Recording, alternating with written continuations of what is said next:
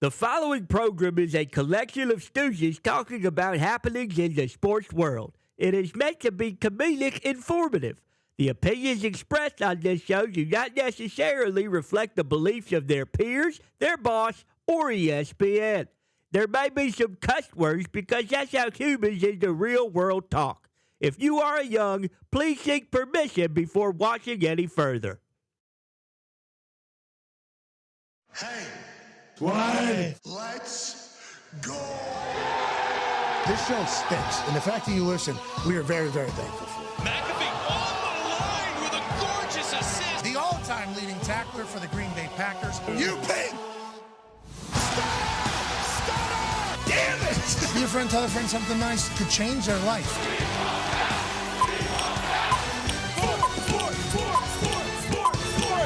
Hello, beautiful people, and welcome to beautiful Miami, Florida. On this Overreaction Big College Game Monday, January 19, 2026, this program begins now. Football! Is the absolute greatest. We're about to talk about that for the next couple hours, and then tonight for a couple hours on College Game Day before the big college game kicks off this evening as Indiana and Miami will battle down here in a chilly South Florida. They say it feels like 58 right now, but with this breeze, it feels like it's coming in from the north. And speaking of the north, there's a chance that this is actually an Indiana Hoosier home game, like they've done at the Rose Bowl, like they did at the Peach Bowl. The Hoosier fans have swarmed to South Florida. Now, well, the Miami folks are obviously rallied around one of their own in Mario Cristobal. Carson Beck, who transfers into Miami with championship pedigree and championship DNA, leads a group of absolute dogs to a national championship. It's a wonderful time. We are so thankful to be here, and today should be a blast. Coach Saban will be joining us in the second hour. What's he know about these games?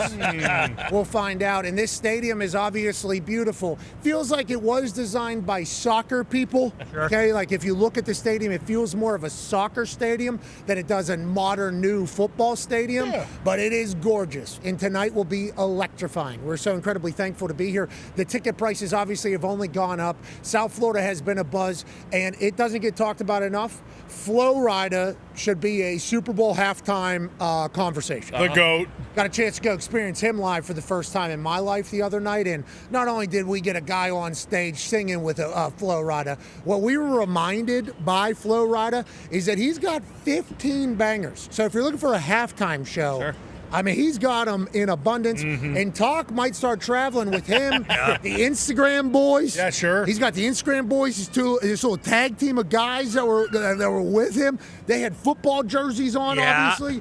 Took those things off. We're talking bottles of Patron everywhere. I believe there's two ladies that were also on the dance team for him. That's right. They had a bunch of different, like, choreography and it all. Flo Rida, we would just like to say, 108 on the paint. Jacked, by the way. So Jack, carrying people around, and the energy is outrageous. So we didn't know if we were going to go to this particular gathering, and then we were told Flo Rida's performing. We went. 100% worth the 45-minute drive to everywhere down here. Everywhere down here is far from each other, but I will say it has been a glorious time, and the energy has been palpable, just like it was all weekend. Now, it's not just me here. Obviously, you saw 9-year NFL vet, Broward County Hall of Famer, South Florida native, non-biased reporter whenever it comes to promoting the Miami Hurricanes. Ladies and gentlemen, Darius J. Ball. Let's go, everybody. Let's go. Can't wait, man. Like you said, the energy is up down here. Saw some Indiana fans talking some shit about, South Beach has been overtaken by the Hoosiers. Nobody down here goes to South Beach anymore. Enjoy it. But it's going to be a great one tonight. I can't wait to – and I think this is a football feel through and through. I don't like that soccer talking. No, just the way it's built. It is. It feels like I'm at like a PSG game right now. It does. We're close to the home of the GOAT. Messi plays down here as well, back-to-back champ. So, you know. Oh, I forgot about the championship run by FC Miami with the GOAT down there. We also won the Balloon d'Or down here. Of course. Which leads once again to they hired the Balloon d'Or winner of stadium design, Soccer World, to build this one. Correct. Pretty apparent. But it is gorgeous. A man who's also a national champion. Yep. Obviously feels like he's back at home. Super Bowl champion, Ryder Cup winner, all-time leading tackler for the Green Bay Packers. AJ Hawk is here. Yeah. Hawker National Championship vibes. I know you got in late last night, so you didn't really get a chance to feel or experience a lot of that was happening down here.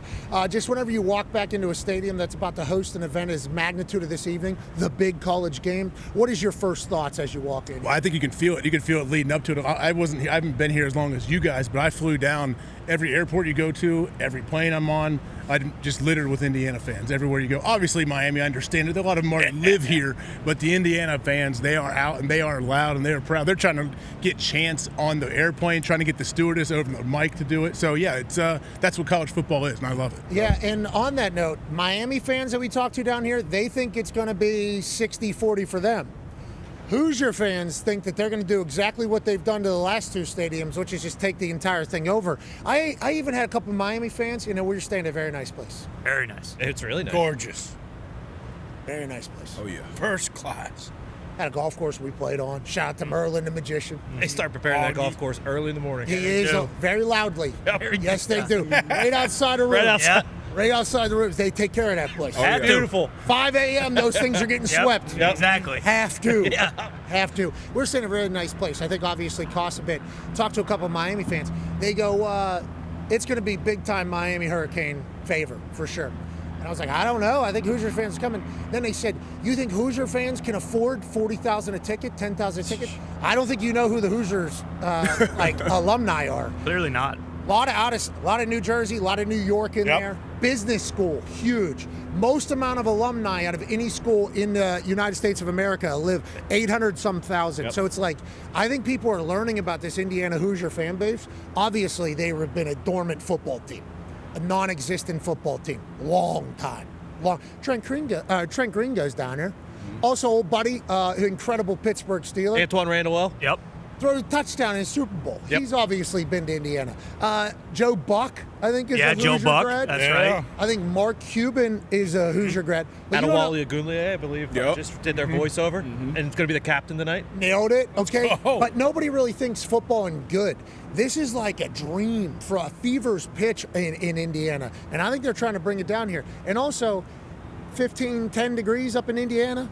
Chicago, New York, New Jersey, where a lot of these Hoosier faithful reside.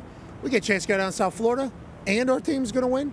Yeah, we will certainly buck up. The ticket prices have been insane, though. Obviously, this is a building that everybody's going to try to get into. The Miami Hurricane alum that is already down here is insane. I mean, it's been awesome to watch that all unfold. Anytime you have a craps table happening, where it's Ed Reed, Edrin James, Michael Irvin, Devin Hester, Ray Lewis, and I forget the last person in the picture. It was the five, those five right there. Yep. The No, there was another guy in the original photo, though, who's right behind Devin Hester. Looks like he's getting in the action a lot. Like, he looks pretty heavy into the action. So it's like that type of stuff with Miami being back is awesome. Tonight should be special. The Talks to Tip was here at Boston Corner, at Ty Schmidt. Con Man, congrats, dude. Oh, thanks. Congrats, brother. Yeah, if we're going there. I thought we were still talking about the big college game. Very excited for it, but hey, look, gentlemen, not everybody can have a team in the AFC title game. I'm just looking across the board.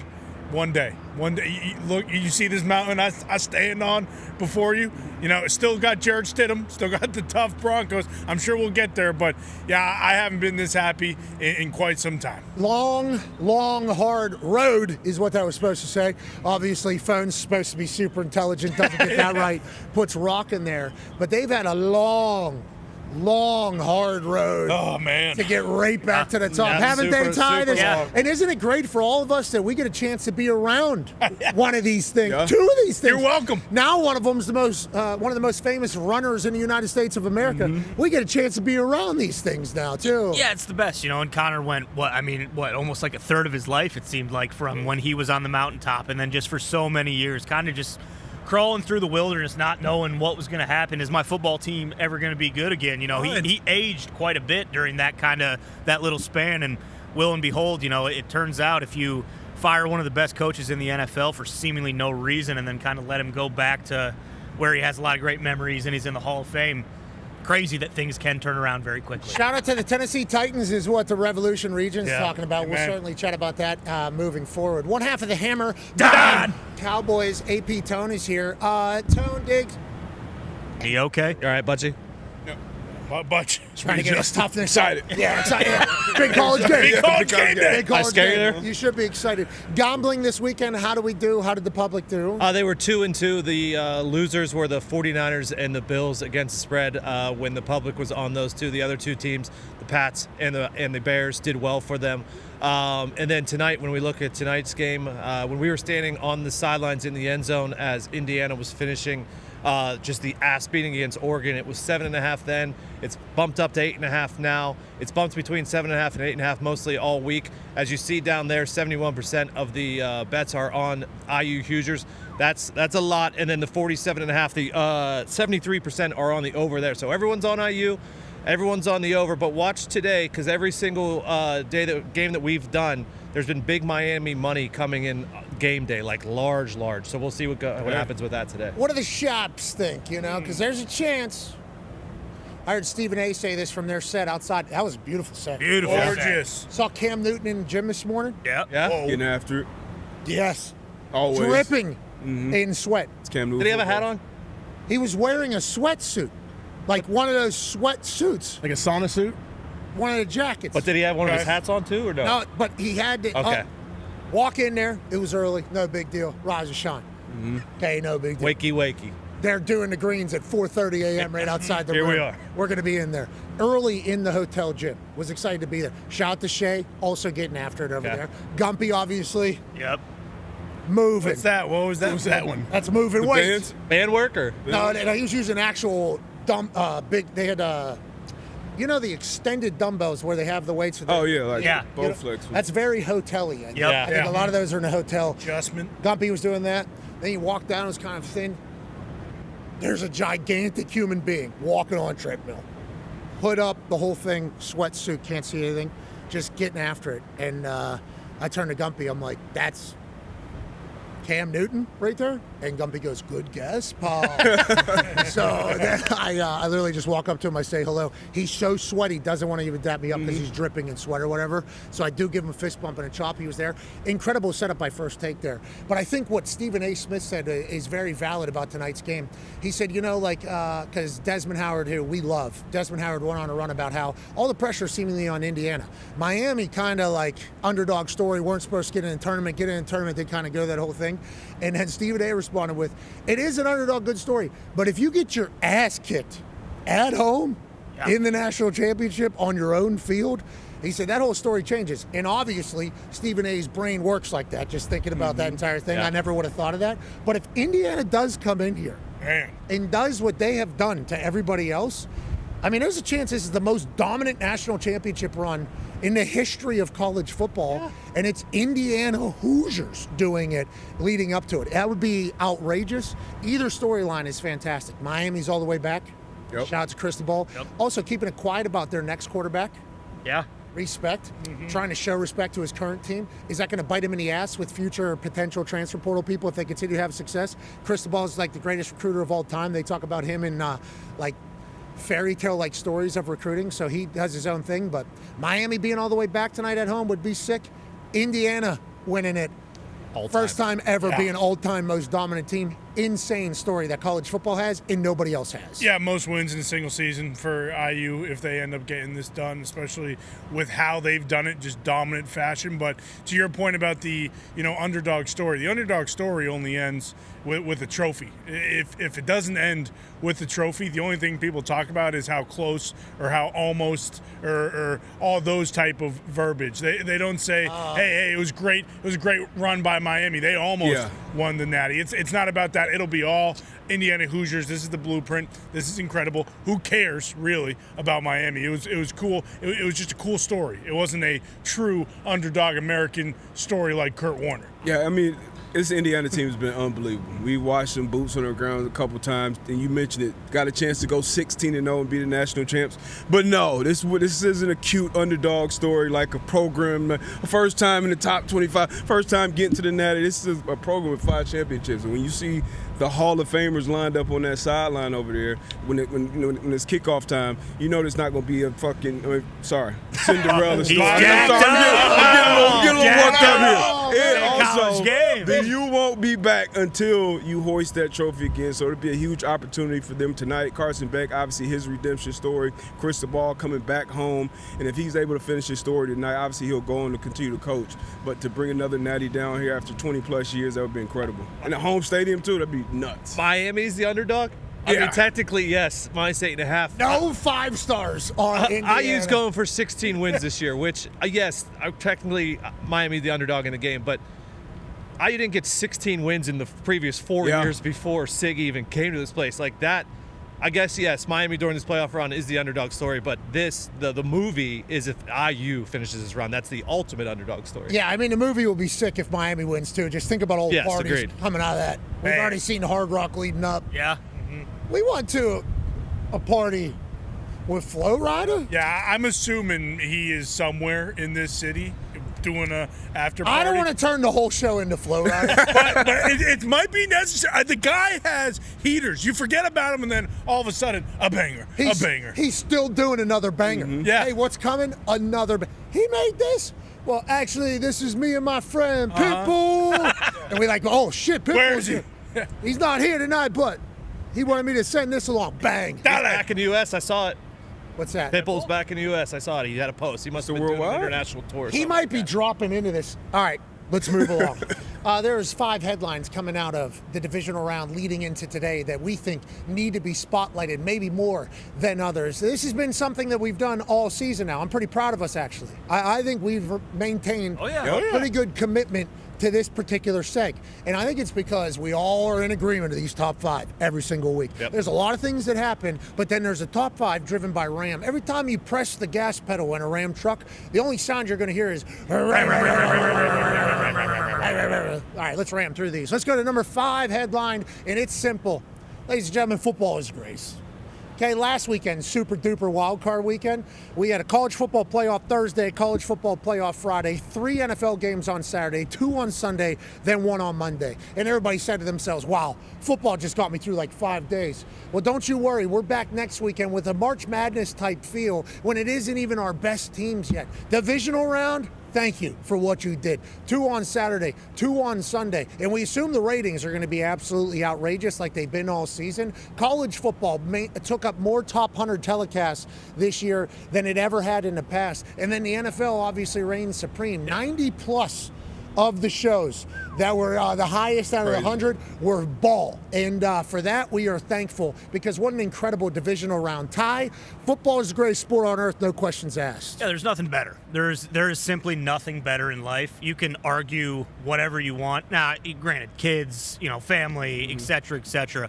For something to have to look forward to every single week, I don't think anything is better than football. Like, we wonder why the ratings are so good. It's because the NFL somehow outdoes itself week over week. Like last week, we're talking about, oh, these games are unbelievable. What is next week going to be like? Every single game delivers again. And you can kind of tell yourself, like, you know what? I'm going to watch a Big Ten basketball game on Wednesday this week. And I'm excited about that. I love that.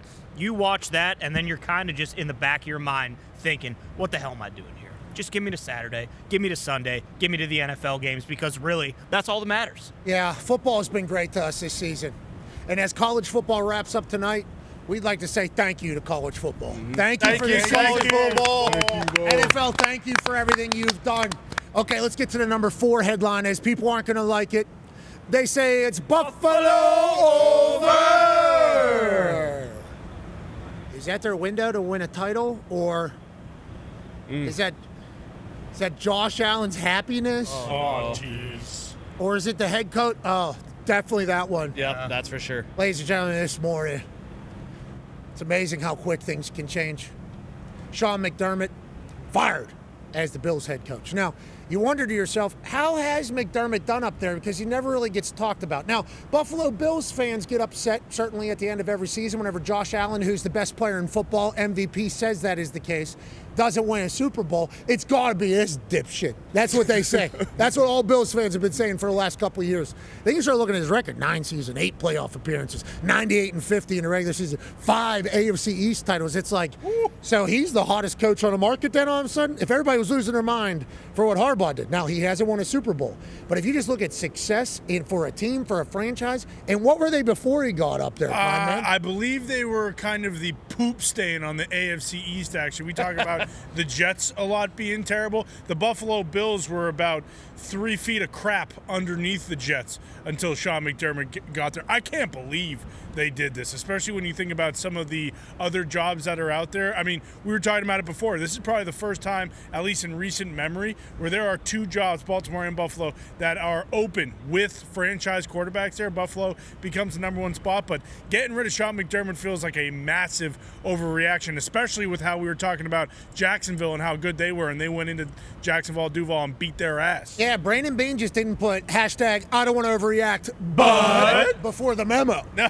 Yeah, no, before he sent it out there. Now, Brandon Beane has been promoted to president of football operations and general manager, so he'll be overseeing the coaching hiring process in all facets. Okay, so he picks up more power in this. Now, I will say, as we have a couple Buffalo Bills fans around us, they were not like very high on McDermott after Josh Allen doesn't win a Super Bowl, and Josh Allen doesn't win a Super Bowl. Why is this guy the guy who's going to lead Josh Allen? This guy's an alien. He's a unicorn.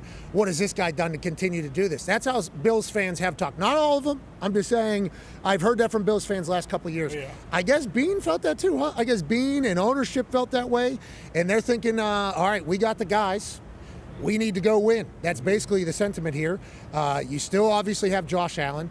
You still, I guess, Brady's in the building? Is that the immediate thought, the offensive coordinator, because he's a young lad? D, but what are your thoughts on the moving on from McDermott? And did you expect it today? Maybe like tomorrow, got a national championship game tonight? You mentioned it, Bills Mafia. They have been loud about Sean McDermott for a while. And kind of, if you've been a fan of the Bills, and I've been hearing a lot from them because I talked about the interception, which they don't call an interception. But if you've been a fan of the Bills, this has kind of been what the program is. You get to whatever point, and then you choke, and then you trick it off. And how this season ended in particular, with Josh Allen not playing his best football, him having 4 turnovers, defense giving him opportunities, I'm surprised that this is the time that they felt like this was the time to move on from McDermott. Maybe after the 13-second debacle against the Chiefs a couple years ago. But this is surprising to me. When this news came today, now this makes, 10 fired head coaches. So these teams, these organizations aren't afraid to move on. But this is, you mentioned the era before Sean McDermott. I know they didn't get to the mountaintop, but they did win a ton. And now this job has to be, one of the best, probably top 2 jobs right up there with Baltimore. I can't imagine what the odds would have been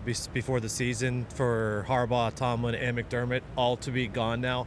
And now, Connor talked about it, you have the last 2 MVP quarterbacks on teams with no head coaches, with 10 head coach openings. This is one of the most insane head coach opening cycles that we've ever seen, specifically because of the quarterbacks and all the teams that are available.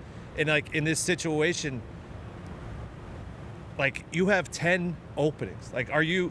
That's probably why they had to move so quickly, because all these other 9 are already into second interviews. They're already into second rounds. Yes, you become probably the belle of the ball with you and the Ravens, but you're already behind the 8 ball unless you said, oh, if McDermott loses this game, we're moving on, and you're already planning for this, which who knows if they were or not. I don't know if they were actually planning for it, but McDermott almost feels like a James Franklin type situation in Penn State. Wins a ton of games, you win all, but you don't really find a way to get over the hump and win that big one. And if you're a head coach, especially if you're a defensive head coach, you need to win early. You need to win your first 3, 4, 5 years of you taking that job, I feel like, or it's just going to be like, okay, cool, this guy's good enough to get us to the first, second round of the playoffs, and then for whatever reason now, like you said, we have 10 head coaches that have gotten fired this year. That's just the world we live in now in the NFL. Harbaugh's deal is officially signed with the Giants. Remember, there was a little give and take, so we'll assume he is off the – unless he writes a note, we assume he's off the table. But it's like, who is going to get all of these jobs? So good luck to McDermott. Obviously, heartbreak for the Bills. Other one, too, Stefanski. Is that finalized in Atlanta? I believe so. I believe so. I saw some people not happy about that either. I get it. DC Youngfly, I believe, was like, we like Shador. We don't like this guy. And that was like a great take. I didn't even. We're trying to get Shador down here. We're not trying to get that guy down here, I believe was the take, which is an incredible on that. But congratulations to Stefanski. Who knows who the Bills will go from here. But before we talk about the Broncos, who kind of led to all this stuff, incredible win by them. Hey, Bulls. feel like we've been pretty positive towards the Broncos. I feel like we've been pretty positive. I mean, that's direct shot. We'll get to that in a second. But LaFleur, still the head coach of the Green Bay Packers. I do wonder if policy was we got to look around and see who could potentially be the next head coach. And who's going to fill all of these jobs around multi-billion-dollar organization. Yeah, and I think, I don't know if they put all of their chips in the, hey, if we're going to do this, it's going to be to go hire John Harbaugh. And clearly that moved pretty quickly. But then I think, you look at all the other candidates, it's like the Packers kind of have everything they need in place right now. So if you don't want to go, give the job to a guy who's never been a head coach before, especially if Jeff Hafley leaves too, then what? You got a new offensive coordinator, a new defensive coordinator. It's kind of like you're almost blowing everything up and trying to start over, and you have your quarterback. You have a defense that was, top 5 in the NFL before everyone got hurt. So I think it was a situation where it's just like, hey, let's not panic here. I know what all the fans are saying, but he's the best guy available right now, so let's just stick with it. Okay, well, congrats to LaFleur. Yeah. And congrats to the Denver Broncos. Yep. What a team going into the season. They were Lombardi favorites. Now they're hosting an AFC championship game. D-Butt, did we expect this out of this Broncos team? And I'd like to give a massive shout out to Bo Nix. Hey, Bo. Man. You're a tough son bitch, buddy. That was him doing the interview afterwards, leaning on one, not happy. Hey, why aren't you happy? Well, we got a lot to clean up or whatever. This guy's got a broken ankle at that point. He finished the game with a broken ankle. Obviously, special win in overtime. Josh had a chance in overtime. Defense got to stop. Josh has a chance. Yep. Doesn't make it happen. Broncos are able to get the job done. Love this for the Broncos. What are your thoughts on the reality of them maybe winning the whole damn thing? Yeah, a lot of the talk was, Josh Allen and the Bills, but it's really the Broncos. Broncos made the plays, and Bo Nix, he was unbelievable in big-time moments down the stretch when he needed to make big-time throws and make plays. It sucks that he won't be able to continue and fight for a chance to go to Super Bowl and possibly win it. But everybody that we talked to leading up into the season was like, hey, who's your pick this year? Who's your sleeper pick? And everybody was going with the Broncos, and they came out hot. And then during the season, they were winning games in different type of ways, late in games. Somehow, some way, week in and week out, they just found a way to win. And they did it again this weekend. It was unbelievable by the Broncos, the defense, and then obviously the quarterback in the offense. I didn't know what to expect in Bo Nix's second year, but he coming into the playoffs, he's tied with Russell Wilson for the most wins by a quarterback to start his career off. So he's a winner. He came and played a ton of college ball. Obviously, he hit the ground running, and Sean Payton has done a tremendous job with his team now. Now we'll see what to do with the stud, man. I can't believe they say it's Buffalo over. New stadium, new coach, new era. Yep. And some teams back. We'll talk about that in a couple headlines. Let's go to the number 3 headline out of the weekend. The NFC's West is the NFC's best. Now, listen, we talked about it during the year. This NFC best might be a real problem. We wondered, could all 4 make it? Well, Cardinals. Clearly not. So, Cardinals, what a terrible position they're in. They tried. Wonderful city. Who's taking that job? I wouldn't be signing up for it, okay, right now. I wouldn't be signing up for it. And I don't know if Kyle Shanahan's necessarily signing up to continue to play against whatever the hell McDonald is building up there in Seattle. Monsters across the board on the defensive side. And then you go to the Rams. Last year, they were this close to beating the Philadelphia Eagles, who beat the hell out of everybody else in the snow. We all remember it. They miss out on that. Matthew Stafford doesn't complete it down in the red zone. All offseason, he opts in an immoral chamber, I believe was the name. A moral chamber to get himself more healthy than he's ever been. Remember when he wasn't playing because his back was hurt? This 39-year-old senior citizen has a bad back going into this year. They are screwed. Where's Stetson Bennett? Did you get him off the farm down there in Georgia? Raising hell somewhere. Anybody get him back into L.A.? That's what they're going to have to stare down. Instead, NFC Championship against the Seattle Seahawks in the NFC West all season. Multiple teams in there. We've talked about maybe being the best team in ball. The Rams for like 8-9 weeks. Like, who's beating them? Niners. Wait a minute. Brock Purdy's rolling. It's without Fred and Bosa. They don't need him because Salah is doing his entire thing. And then the Seattle Seahawks, I mean, granted, they're so far north left. I guess they're up this way, actually, on the map, if you were to look at it at this particular set. That'd be north, you see. And that would if be... you were a weatherman in it. That'd be south. They're way over here. Okay, so you don't really talk about him much. And then after Pete Carroll gets kicked out, Geno Smith gets sent out of there. They're not supposed to be in a position there. Then you start watching them play football, and it's like, Seattle Seahawks are a really good football team. Seattle Seahawks are a problem. Their defense is unbelievable. As Foxy's computer comes back from being frozen, we get the graphic up there. Way to battle back there, boys. Way to battle, boys. We're still battling. No, we're still in it right now. Okay. Don't worry. Keep fighting. Well, you're still battling. As I'm talking there, by the way, there's a full conversation happening about, hey, can't cut cameras, don't have any graphics right now. So I start spinning a whole web, right there that we just get into. But it was worthy of conversation, strictly because it feels like we forecasted this was maybe going to happen. Then for it to actually take place the way that it does, that Rams win, yeah, right. After that Caleb play, are you the Williams Wizard, the Iceman? Whatever he does, throwing the ball 55-some yards in the air, fade away, 0 degrees, when you need it, in the corner to Cole Kmet, not go for 2? Yeah. Yeah, what was that? A lot of people upset about a lot of other things going on in that game. I mean, you kick 3 field goals, you win. If you had Chicago Bears plus 4.5, you'd like at least one of those field goals to be attempted so that we can maybe get into the dance here. Ben Johnson and we're back, baby, and we're back in the truck. Good work, boys. Good work, boys. Here we are. And we are all the way back. But the Chicago Bears, after this play, I think they're supposed to win. There's no way the Rams in that place after that game can win. That's the mental toughness, I think, of this squad, and that's their ability. What a special time for the Rams and also the Bears. I think they should be pumped. They're way ahead of schedule, I think, in a build that wasn't supposed to happen this year. I mean, that was the epitome of what the NFL playoffs are. It's going to come down to a couple plays. You got to deal with the elements. I feel like we saw that with all the games this past weekend, and we all know how real momentum is. So when something like this happens, especially in the home stadium for the Bears, you think it's going to be over. I would have loved to call it when they got the ball. If they go down and score, you got to go for 2 here, especially with Ben Johnson. I believe he said after the game they had struggled in some goal line situations, short yardage situations, so he wasn't comfortable going for it there. And they had an opportunity in overtime, but that's what these games come down to, either making a stop or making a big play on offense. And Cam Curl made an unbelievable interception. There's a ton of great interceptions all across the league this weekend, but this is a great interception. Maybe some miscommunication with Caleb Williams and DJ Moore, but you got to take advantage of those tips and overthrows. You got to have those, and Cam Curl got one here. And then obviously Matt Stafford did what needed to be done to drive down the field and put the thicker kicker in a position to send them to the NFC Championship. Yeah, shout out to Mevis, by the way, burying the kick. And I don't know what happened to his microphone when he was doing a post-game interview. I appreciate them interviewing him. But he comes from cold weather. He said, I'm used to this type of stuff. You're not used to going to the NFC Championship.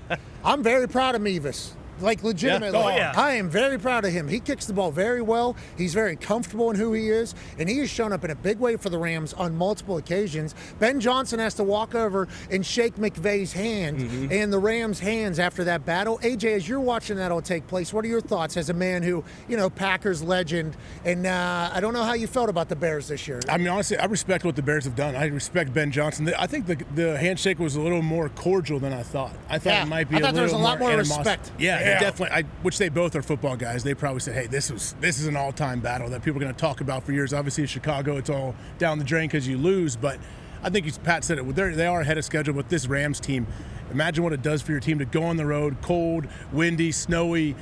All of a sudden it looks like, hey, they're a team of destiny, the Chicago Bears, and the Rams still have the fortitude to find a way to win. That's huge. And I think it breeds confidence through that whole roster when you get a win like this on the road. Yeah, and shout out to McVay. Like, McVay is now almost in that kind of allure of, hey, he's never going to get talked about as Coach of the Year or any of those awards, but he should be up for it probably every year. Like, for them to go into Chicago like that in the weather, in kind of the preparation you probably have to do just to get ready for something like that in LA, nonetheless. Yeah, I mean, I didn't even see this stat, but McVay now has 10 postseason wins at age 39. Like, that is kind of the stuff of legends. You hope he coaches for another 20 years, but just while he's here, it's unbelievable what they're doing. And that's what people are saying too, is like hoping he would coach forever. Like, this is the whole conversation when the Amazon opening came up, was like he's basically on the John Madden trajectory where it's like he's so good so early, but he clearly just puts everything into football. But I mean, yeah, what else can you say about this guy? It seems like every time in like a big moment, he's not cowering, and those teams typically find a way to win. And it was a full team win. Obviously, the kick at the end, there was a punt down inside the 5, the offense, the drive at the end, and then the defense came up with multiple turnovers, multiple fourth down stops when the Bears went for it. Like, it was a full team win that they could build on and move forward with. Yeah, and the Bears ahead of schedule. Yeah, for sure. Definitely. There was no way they were supposed to be this good, this quick with Ben Johnson. They're very fun, too. And it feels like afterwards they were all very excited for what they're going to become. It felt like the culture. Listen to Komet talk. I mean, this was his first target of the entire game. Obviously, Stacey Dale's one of the greatest iPhone shots in the history of sports. Dinger. Now they lose, so it won't be shown.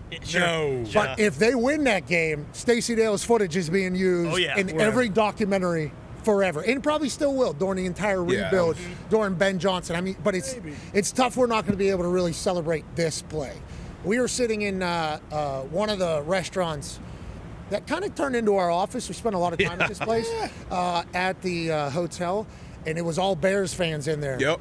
And just getting a chance to experience all of that with the Bears fans. The quiet before that play, it was like just a hush in the entire spot.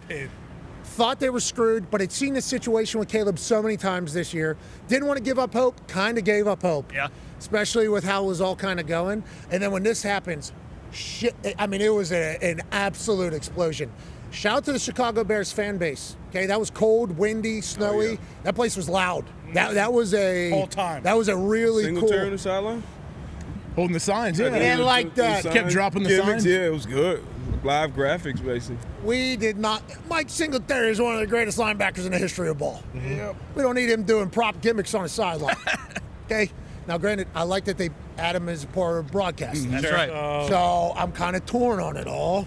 We look up, we see him. Singletary, good to see him. There you go. Yeah, Cheer, look at this guys. graphic. He drops one perfectly, nails it. Drops another one perfectly. That's harder than you think. What if you drop all So of cold. them? It's so cold. Yeah, he nailed it. He did. He killed it. But the immediate follow-up was, I don't know if I like that. The hell is he doing that? I don't know if I like what they This just did climate? to Mike Singletary, but I like that they had him a part of it all. Yeah. And then immediately afterwards, Caleb had success. It was like, obviously, bringing some juice. Let's get to the number 2 headline coming out of the weekend. And nobody wants to do this. We don't want to be the ones that kind of say this, but Yes, we do. the Revolution Region's football revival is the number 2 headline coming out of the divisional round weekend. Back in the AFC Championship game, the New England Patriots. Now, it's an entirely different team. But this one, right in the middle, the Ohio guy, Mike Vrabel, is the tie between the two. Similar football teams. Defense, insane. Offense, going to be smart. Now, quarterback puts the ball on the ground a lot. Quarterback puts the ball on the ground a lot. Don't know if it's hands or it's just a complete lack of fear, so he has no awareness of what could potentially happen around him. Make big plays whenever they have to. It is eerily similar to the old Patriots. Stephon Diggs making that catch? Yeah, right. Booty making that catch? Of course, it's a divisional round. Patriots wide receiver's going to make a catch like that. It just felt like it was back in the day, and I was just so happened to be sitting next to a loud masshole who has a microphone every single day. Conman, it felt like it was back in the day. Is that what you were experiencing yesterday? It felt like it was full euphoria. Sure. It felt like it was a utopia of sorts watching this Patriots team get back to the AFC title. Yeah, I mean, honestly, just sitting here listening to you say all that, I can't wait to hear everyone else talk up the Patriots. It's amazing. It's incredible. 4th down, gotta have it. Drake May basically puts the ball through Pop Douglas's stomach. Wonderful. You know, how can it get any better? You really don't think it can? Oh, yeah, it can. Carlton Davis, the third. He's not the first or the second.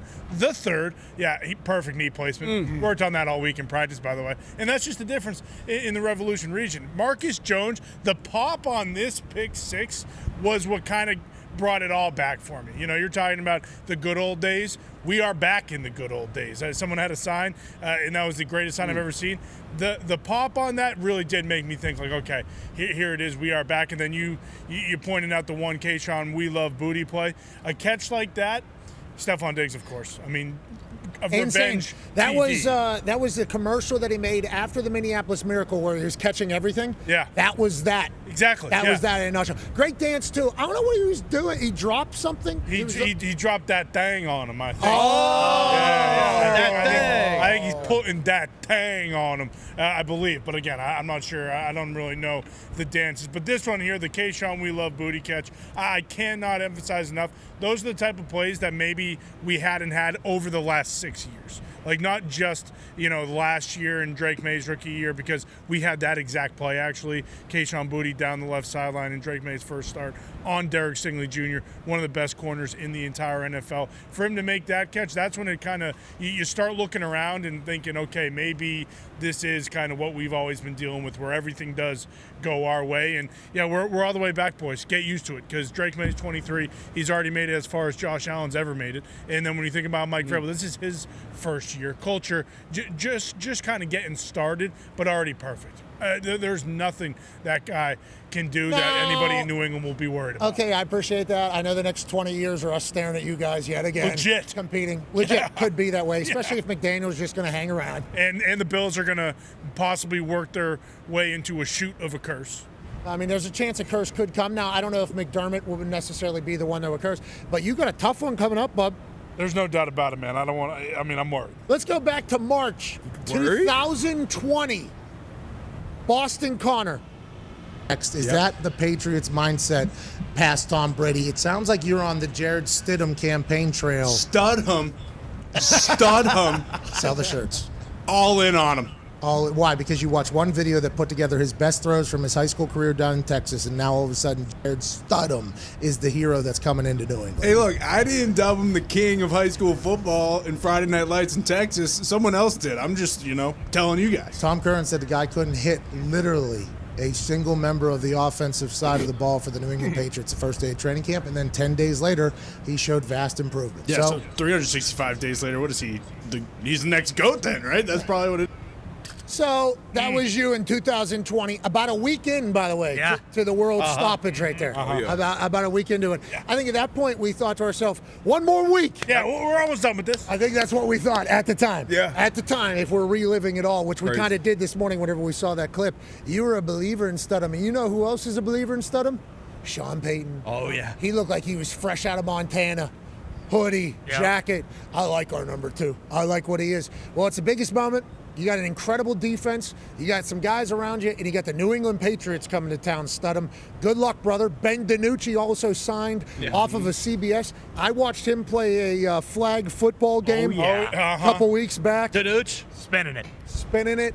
It does feel like this Patriots easy road just continues, doesn't it? I won't go that far. I won't Easy call it road. Easiest schedule in the NFL. Stidham will be ready, and that defense will be ready. They'll have their home turf. I trust Sean Payton in this type of situation. He'll have them ready to go.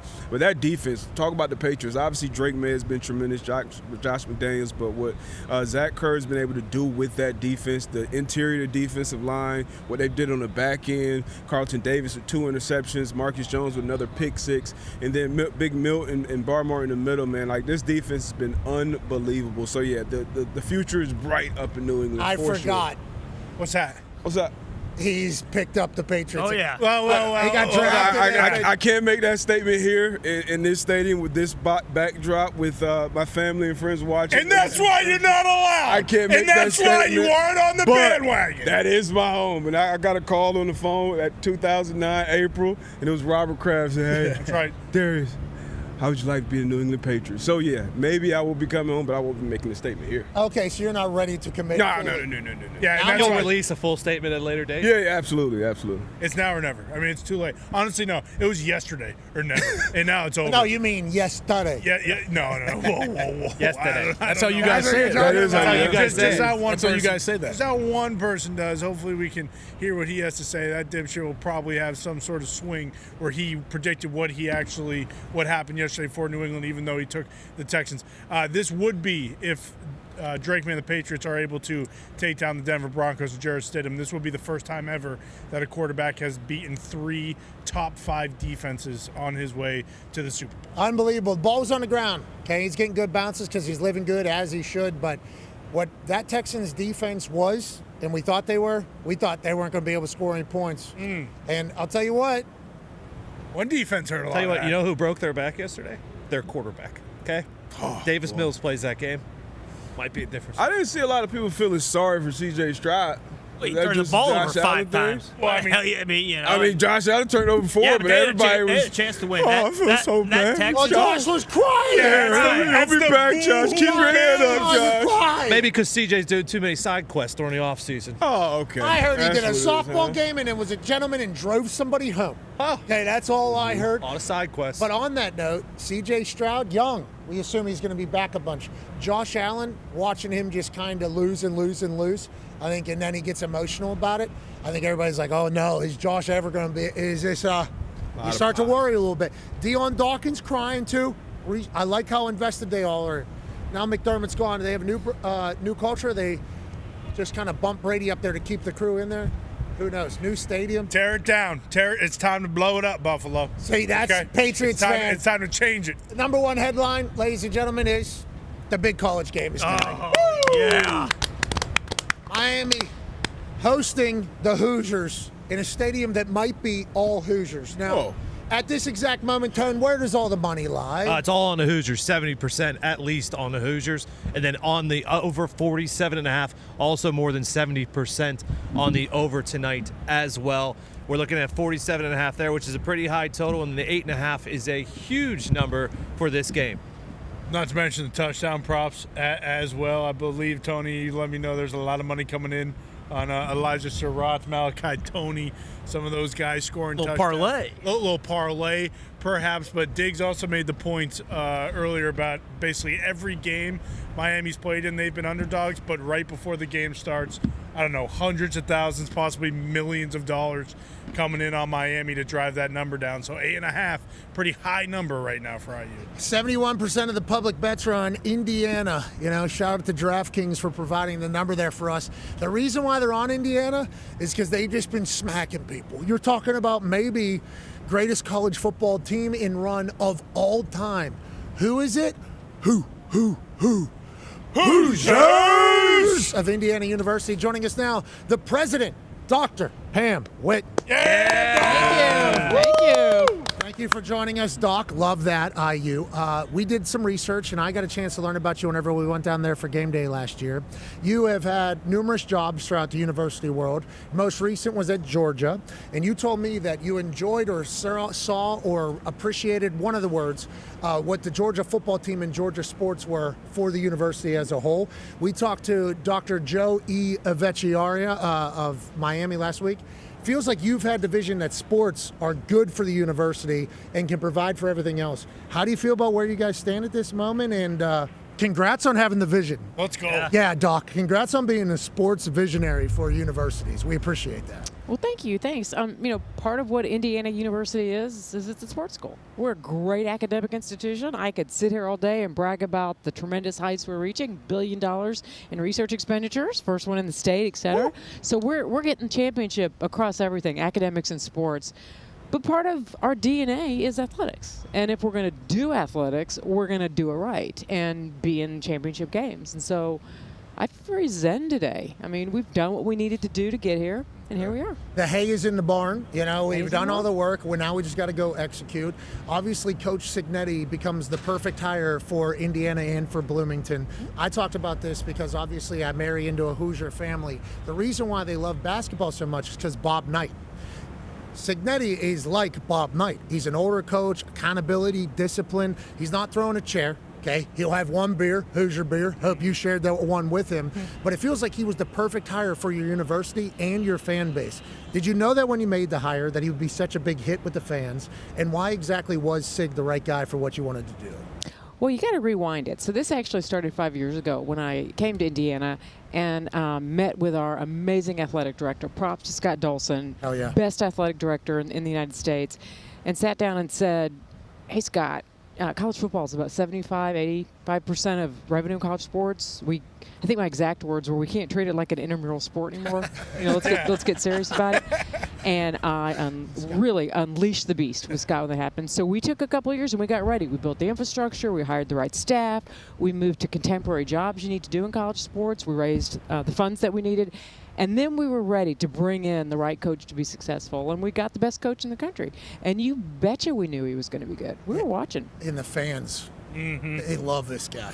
Up. How could you not? He's special. D-Bud has a question for you, Doc. Yeah, Doc, I want an example of how much, because we know sports are important on the campus, but football is kind of king, especially here. Now in the Midwest, you're having a powerhouse. What's an example of, like, how your life has changed or an experience you had even last year, obviously, with success, but then this year, been the top team in the country? What have you experienced personally, whether it been family, where you live, on campus? Give me an example of what's changed for you.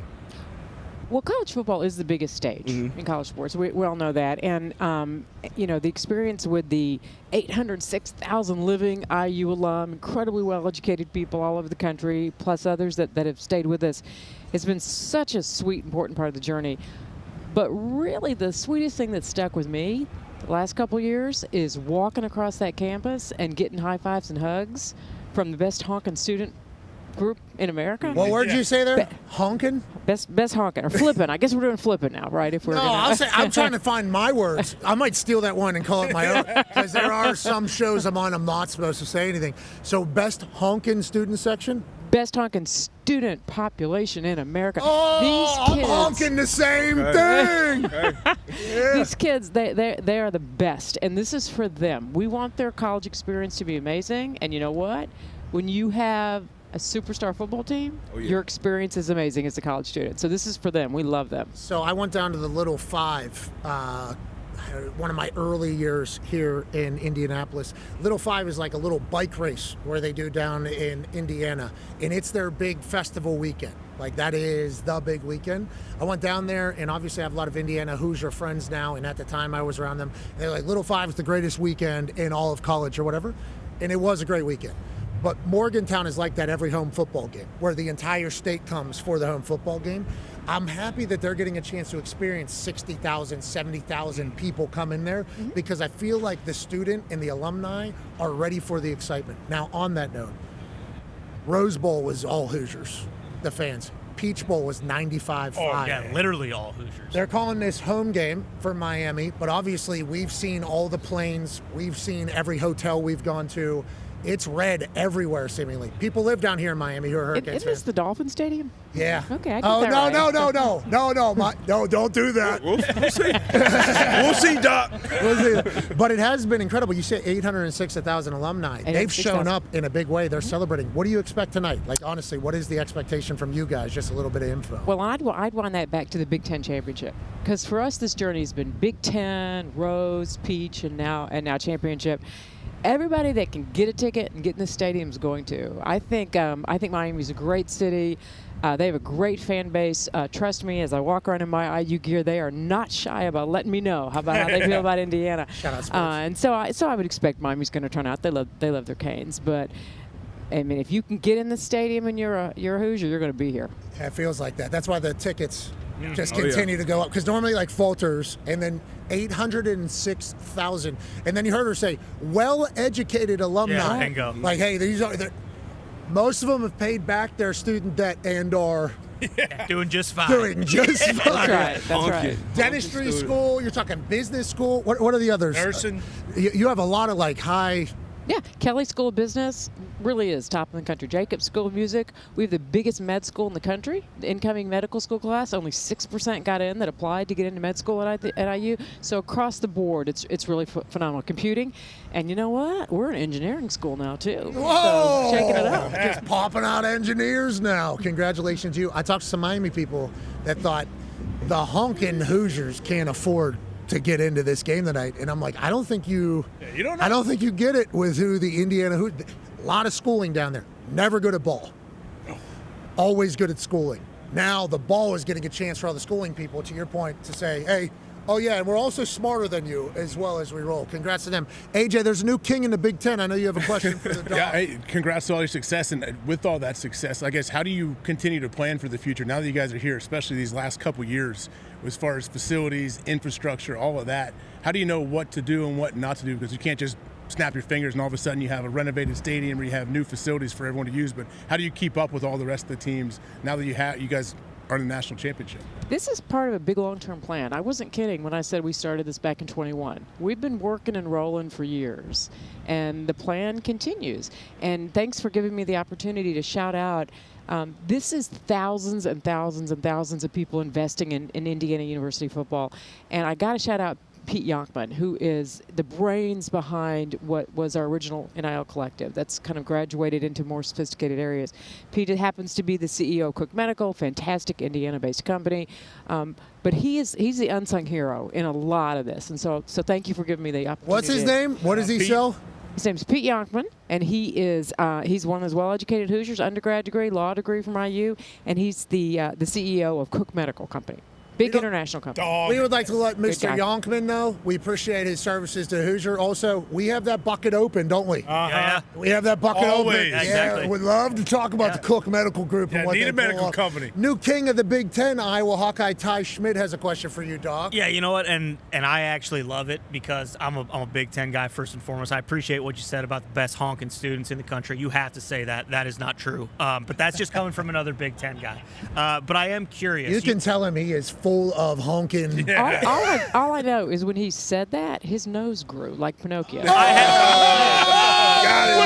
actually just have a big nose, Doc. I think you just saw it a little bit Get some of those med students. Yeah. But I am curious. You mentioned the alumni base. Was there any world in which, when you first got the job at Indiana, did you think down the road, like, hey, there's a chance that people not just from the Midwest but from all over the country are going to come to school at Indiana because of the football team? Like when I was growing up, you know, a lot of kids from the Midwest would just decide, hey, I want to go to Alabama because I want to be a part of that. And now you guys actually have that. Like, have you noticed already that enrollment is starting to come up maybe from pockets and areas that it never had before because of the football team? Well, we're about to watch it. So since I started in 21, our applications for Bloomington have increased 60%, 60.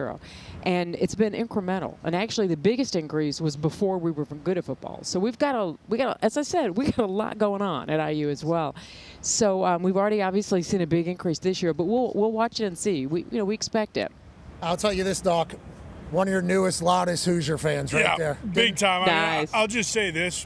No matter what happens tonight, it's just incredible to be a part of it in Indiana. I didn't really have a college football team growing up, and now I've adopted the Hoosiers in Mendoza and Sig and yourself. And just so thank you for bringing, great, high-quality football to Indiana. It means a lot to the people, and you can see it in the city, especially, I'm sure, around Bloomington. Thank you. I appreciate it. And it's a new era. We're going to be competitive from here on out. And so go ahead and get all your Hoosier gear because it's going to be worth it for a while to come. Yeah! It's an Adidas National Championship here on this massive big college game day. We can't thank you enough for joining us. Adidas. Hey, appreciate you so much. Hey, I made it on the McAfee Show, you guys. Wow. Thank you. We had Doc on, and it's not just any day you're on here. Obviously, it's one of the greatest days of the calendar year, not only because it's big college game day, Martin Luther King Jr. Day, which is obviously a phenomenal day to kind of do a little introspective, a little bit of thinking about what this world could be and what Martin Luther King was pitching such a long time ago, in which a world in which is a complete utopia and together and unified,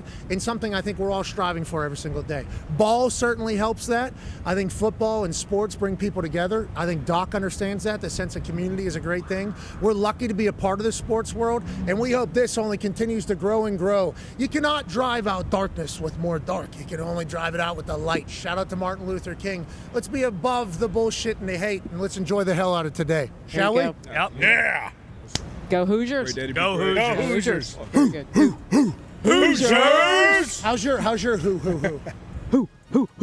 Hoosiers! He's putting you in your face. I don't love that. Honking. I learned a new word today. Yeah. You'll learn a few new words tonight, too. We'll be back on the other side. Goodbye. Thank you. Finally, the institution, the pregame shows of all pregame shows have come to the university that represents the great state of... Since 4 p.m., they've been lined up for this. Yesterday. And what you're about to see is Hoosiers from one side of this globe to the other, all be incredibly proud that they went to school in the great state of...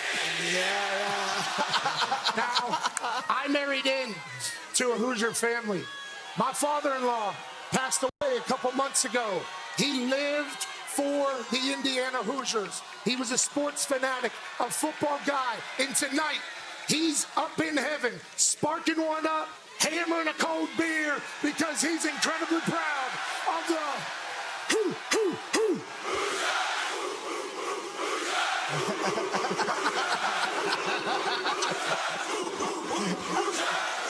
I love this state.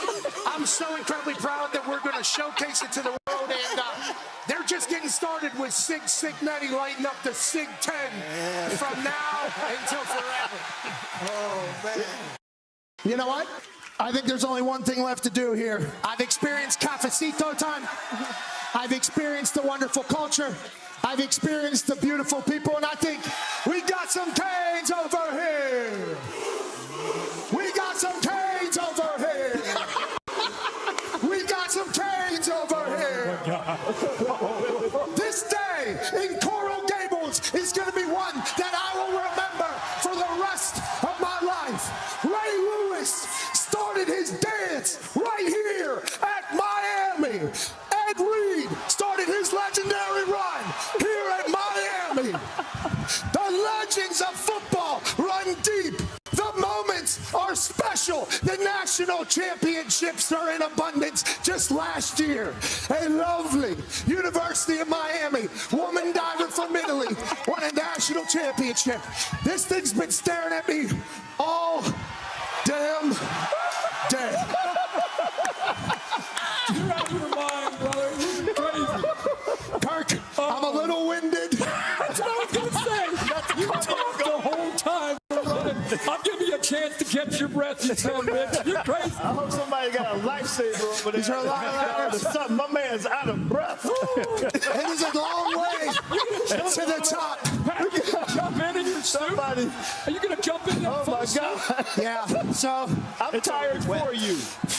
Oh, my God. Yeah. Oh, he's going to take the jacket off. Okay. Okay. Oh, he's taking the shirt off now. Okay. All right. Looking ripped.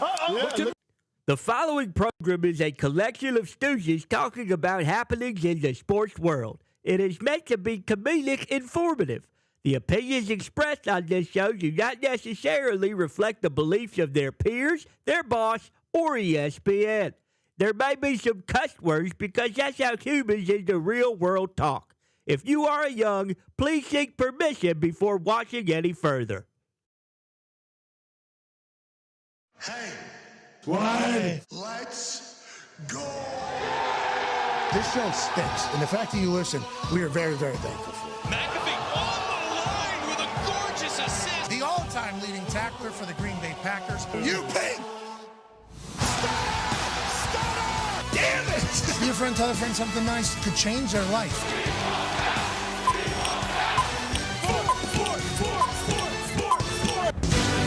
Hello, beautiful people, and welcome back to Miami, Florida, the host of the big college game. Football! Our monitors up here are showing somebody else's feed, but I'll tell you what, it is 4 fighter jets seemingly preparing for tonight's I don't know what is on our show right now and what is not on our show right now. Yeah, I don't think that is our feed that we're watching and looking at right here on these TVs. Somebody could probably hear us, and maybe Foxy, what are you? That's Seattle. You don't see us yourself right now, Pat, do you? No. Yeah, are we live right now? Yeah, we are live. It is an honor to be here. I'll tell you what, there's some great shots getting taken right now. We're watching somebody's open camera feed. I can cut to that. I'm cutting to it now. They see it. Okay, boom. That's what we've seen. Now, over in the distance, there is where the hell is Carolina. that? The Dukes. What do we do? What is this? Maybe we don't have four. Can somebody here is working? I assume. Hey, these TVs are not our show.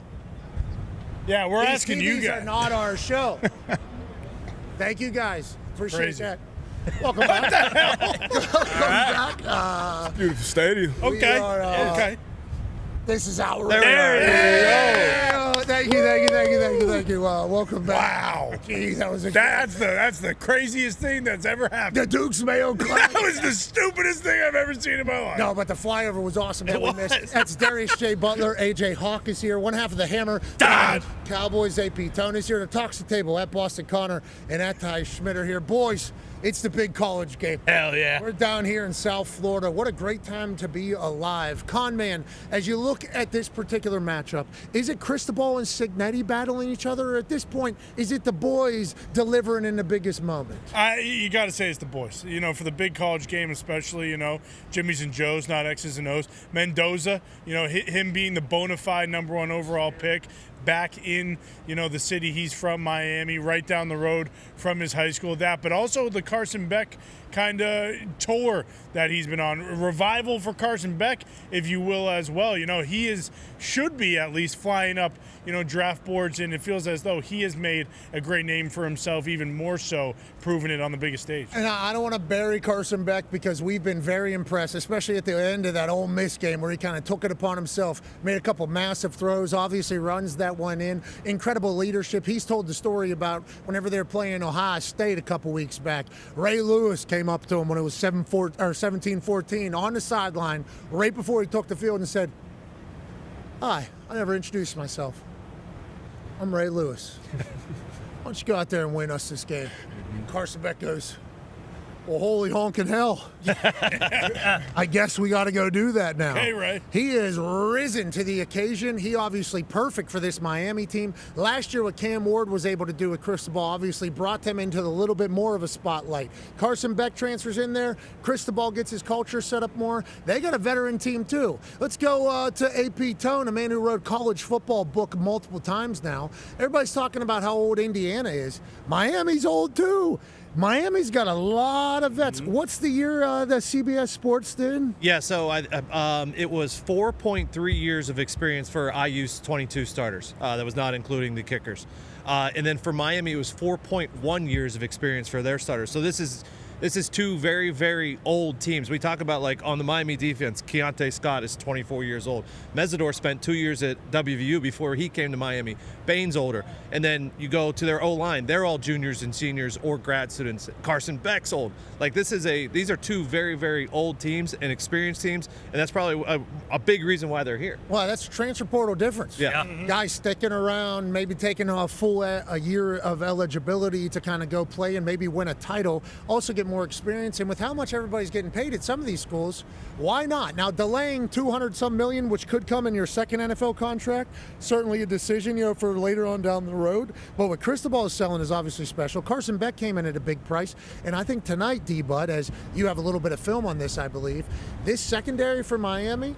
Now, here's some stats on Fernando Mendoza and Carson Beck from Hembo, okay? Fernando Mendoza's incompletions to touchdowns during this playoff run, outrageous, obviously. 5 incompletions, 8 pass touchdowns. Jesus. That's 2 college football playoff games.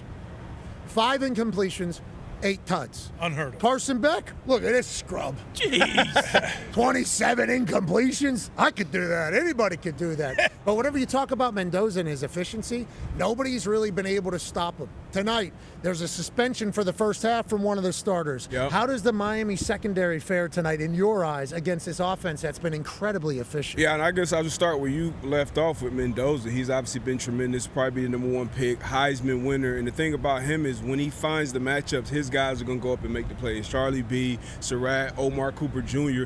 But when you look at this Miami secondary, obviously it starts up front with the game records. We mentioned Mesidor and Bain. But then these secondaries, you got some difference makers right there in the middle. I'm going to start with Keontae Scott. And I compared him to Charles Woodson last week. And last time we covered him when I was talking to AJ, because he can just impact the game in so many different ways, whether that's pressuring the quarterback, covering in the back end, or making heads-up plays like this down here in the Cotton Bowl when he had this tremendous pick 6 that absolutely changed this game when Ohio State was driving to make a play. So this guy is the leader on the back end. He sets the tone. Jacoby Thomas as well.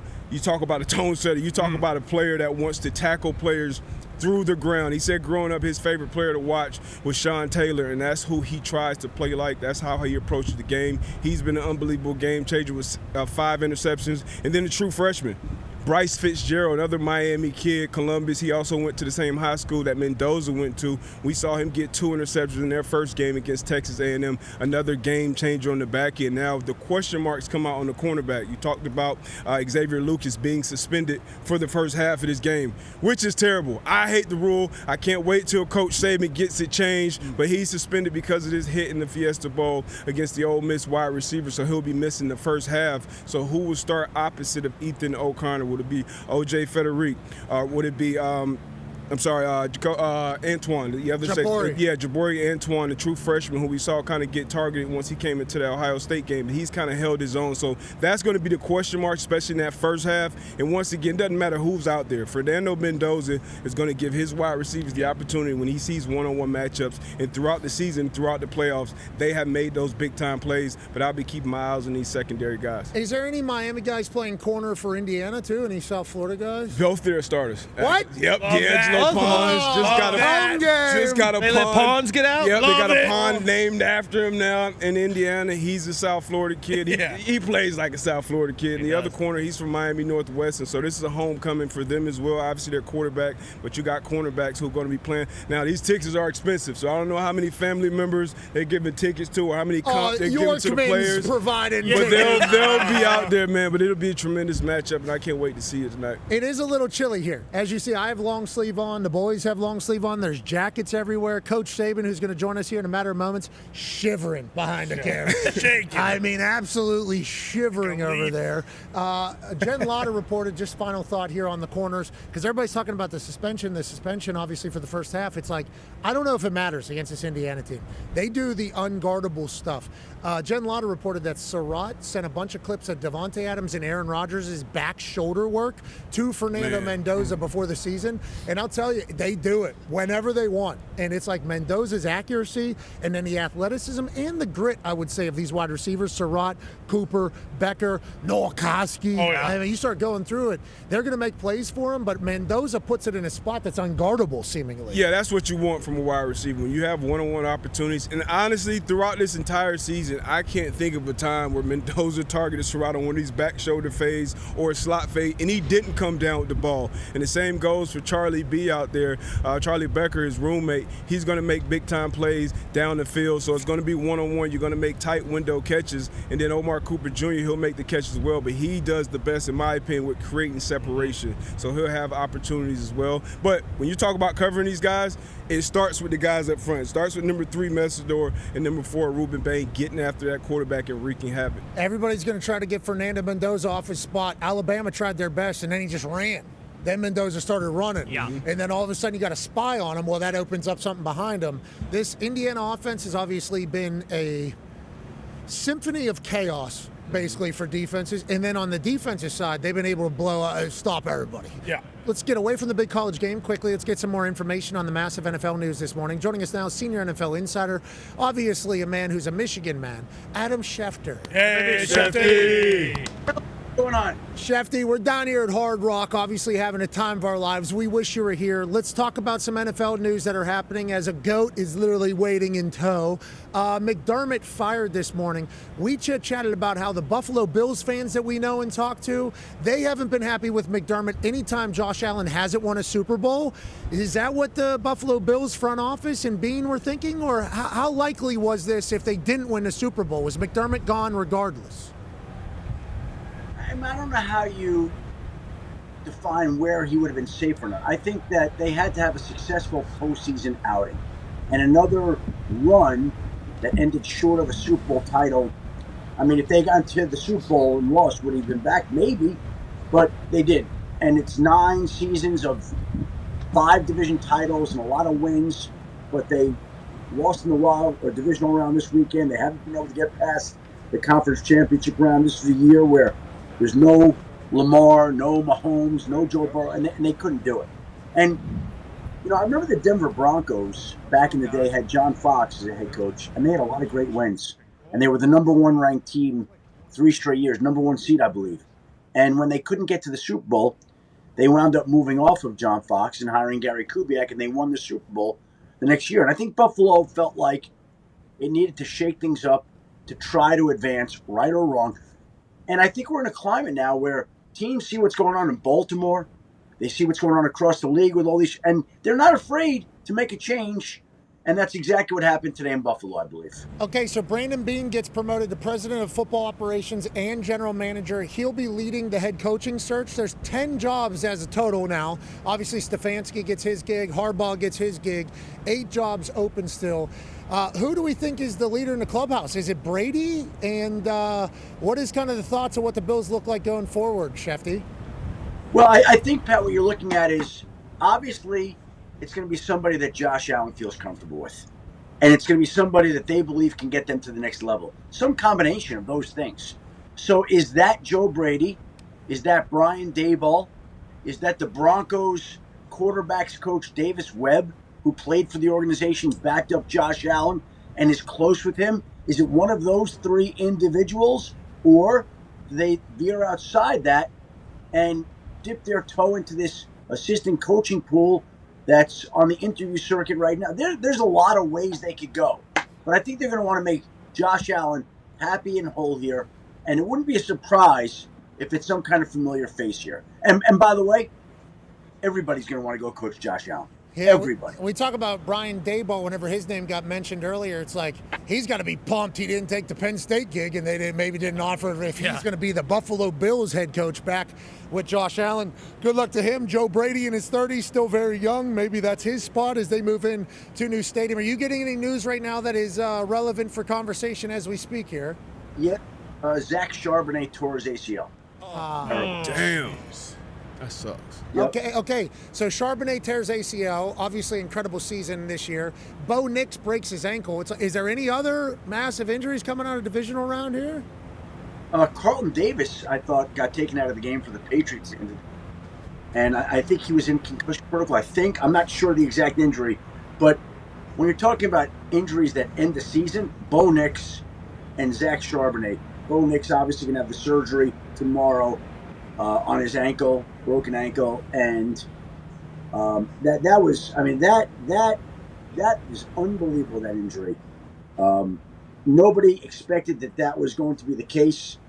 And when it happened after the game, people didn't think it was real initially. They thought it was one of those made-up stories. Like, wait, this guy that just finished the game, that just led them to the he's out for the year with a. And by the way, Sean Payton handled that incredibly well because rather than let it swirl and speak, he stepped in, he told everybody the truth, he kind of propped up Jarrett Stidham, who's going to be starting the AFC Championship game. I think this is unbelievable. Like Jarrett Stidham stepping in there, he is the first quarterback to make his first start of the season in a conference championship game since Roger Staubach in 1972. Yeah, that's what I'm talking about. Staubach, Stidham. That's the type of game we're talking about.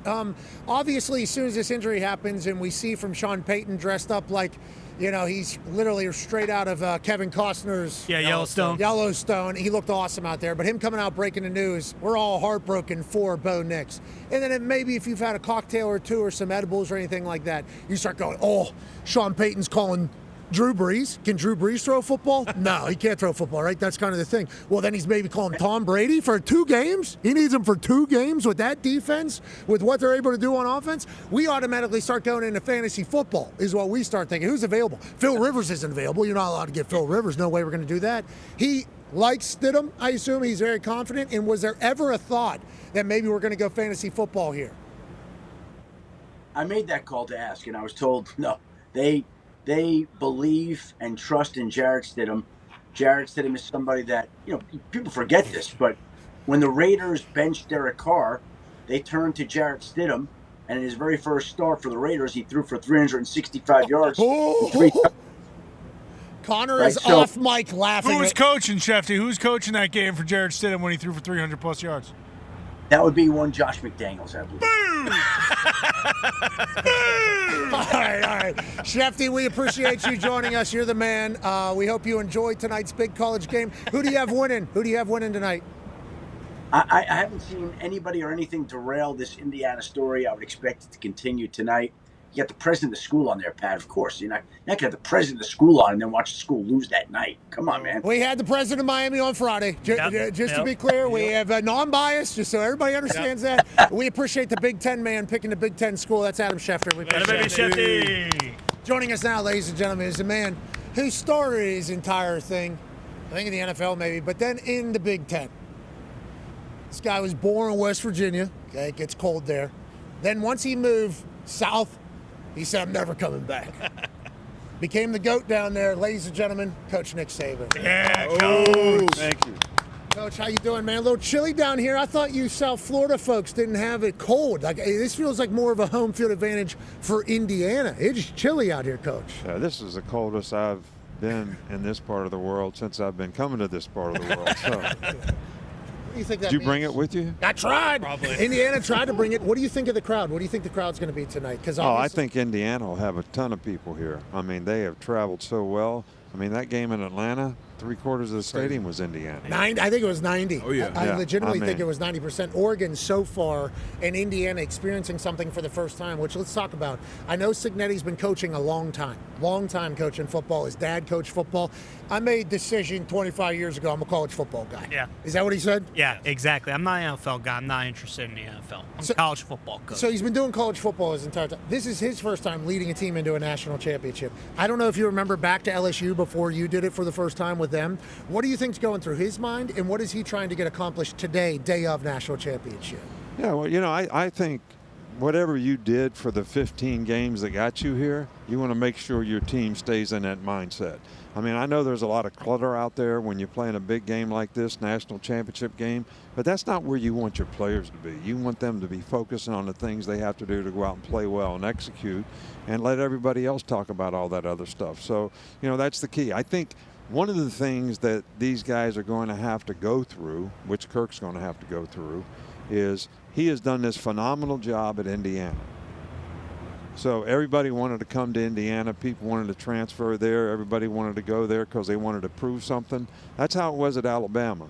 And then when you win in 2009 and you climb the mountain successfully, you become the mountain. Now everybody wants to come because of what your program can do for them. And that dynamic changes everything dramatically in terms of how you got to motivate your players, how you put together your team. It's easy to pick guys like our 2009 team was the first national championship at Alabama. Julio, Mark Barron, all those guys came to Alabama because they wanted to prove something. They were Alabama guys. But once we won, everybody was coming to Alabama for what Alabama could do for them. And that changed the dynamic dramatically, and that was more challenging for me as a coach. I think Sig will be able to figure it out, but he has certainly done a great job rallying the troops. And let's talk about Cristobal. No doubt. Obviously, 5-time national championships here. He said to us last week, and I'm sure he's reiterated it during one of the 30 media things that they both have had to do. Yeah. He said he didn't want to go to his grave without Miami being Miami again. How do you think he's done building this place back up, and what do you like about the identity of his team that he's built? Well, I think their identity is built on physicality, which doesn't surprise you for an old offensive line coach. I mean, that's what those guys harp on all the time. But I think he's done a phenomenal job. I think they've built these programs a little bit differently, and it's taken, a little longer for Mario to be able to bring it to where he wanted to bring it. Didn't have as many transfers, had a lot of guys that he tried to recruit, changed the culture here, and I think he's done a phenomenal job. But I'm going to tell you what, being around here, living around here, there has never been this much excitement in this city since maybe the 1972 Dolphins went undefeated. It's phenomenal, and I think it's contributed to by Fernando being from here, Mario having played here. Both of them are, Cuban Americans, and there's a great community here, and a lot of people have been successful that way. It speaks volumes for, the city, but it also speaks volumes for our country, and people have an opportunity to come and have a chance to be successful. I think it's phenomenal. I had a little cafecito time just a little bit ago. It is a beautiful culture down here that we've been enjoying. Tone has a take on Miami and Fernando Mendoza, and then a question for you. Yeah, I do. The take on Miami and Mendoza is just, how good he is and how he's going to test the Miami secondary here early. But then you were a lot of it is being made, about you and your coaching tree. Obviously, Mario was with you, Sig was with you, but there's a situation in this game where Miami's DC, Corey Heatherman, was with Signetti for 3 years at James Madison. So how does that change things? Like, when you're playing your ex-coaches or coordinators and stuff like that, do you have to do things differently? Do you worry that he knows who you are? How does that all work when you're coming into a big game like this? Well, when I went into it, I never wanted to change things that much for our players. Yeah. Thinking that they know what we're going to do. Well, we know what they're going to do too. Mm-hmm. So it kind of evens out. But it still comes down to your players being to execute what they do. And the other guy doesn't know when you're going to do what you're going to do, even if he knows what you might be going to do. Amen. So, Amen. But the only time I really changed significantly was when LSU beat us in 2011, and we played them in the national championship game for a second time. I thought we had to change, but we had a lot of time to do it. In those days, you're playing one game for the national championship, so we had a whole month to do it. So, but that's the only time I ever really changed a lot, whether it was special teams, how we're going to do punt returns. All those things changed so that they couldn't take advantage of what they knew about us. Go ahead, AJ. Yeah, we've been, Coach, if you're the Miami offense, I guess, how do you slow down this Indiana defense? We've been watching it firsthand now from the end zone. We were lucky enough to call these games. And the movement, the stunts, the twist, everything that this D-line does for Indiana and the linebackers coming from depth, the skies and everything, I guess what would you do if you're the Miami offense to try to slow them down? Well, I think the key to the drill is Miami's offensive line, can they handle the movement up front by Indiana? And look, when you watch Miami's offensive line, they are one of the most well-coached offensive lines. I mean, they come off step, second step on the ground. So when you move, they collect you, and they don't take big splits. So there's not a whole lot of area to penetrate. And I did a tape on this, for tonight about how they collect people when they move and how they take over people and how they bump. If they can't control the line of scrimmage in this game, they're going to have a hard time. If they can control the line of scrimmage and do what they did to Ole Miss and have, 3 or 4 or 5 13-play drives where they kept the ball for 41.5 minutes in the game, that's the only way they're going to have a chance to win. But I tell you what, I wouldn't bet against them. And Indiana's not as big, but they're more athletic, and they are quick as hell, and they execute, and they are not going to beat themselves. We were talking about you thinking about these two rosters, because obviously the Alabama team that we've kind of grown up to see, you got 5 stars all across the board. And you've said multiple times, I've learned I'm not that good of a coach if I don't have good players. So I need to have great players. You look at this Miami team. Go ahead, Ty. Yeah, speaking of that, Coach, like when you do have that massive star disparity between two teams, like we were talking about it a little bit earlier, is there a chance that some of these guys for Indiana maybe in a crucial moment, like we see like, hey, this is why this guy was at JMU and why he didn't initially, go to an SEC school or an ACC team. If we do get that moment and it's close late, do you think Miami has any advantage because they have played close games throughout the playoffs, whereas Indiana has just beat the shit out of everybody and they haven't played a close game in almost a month since the Big Ten championship?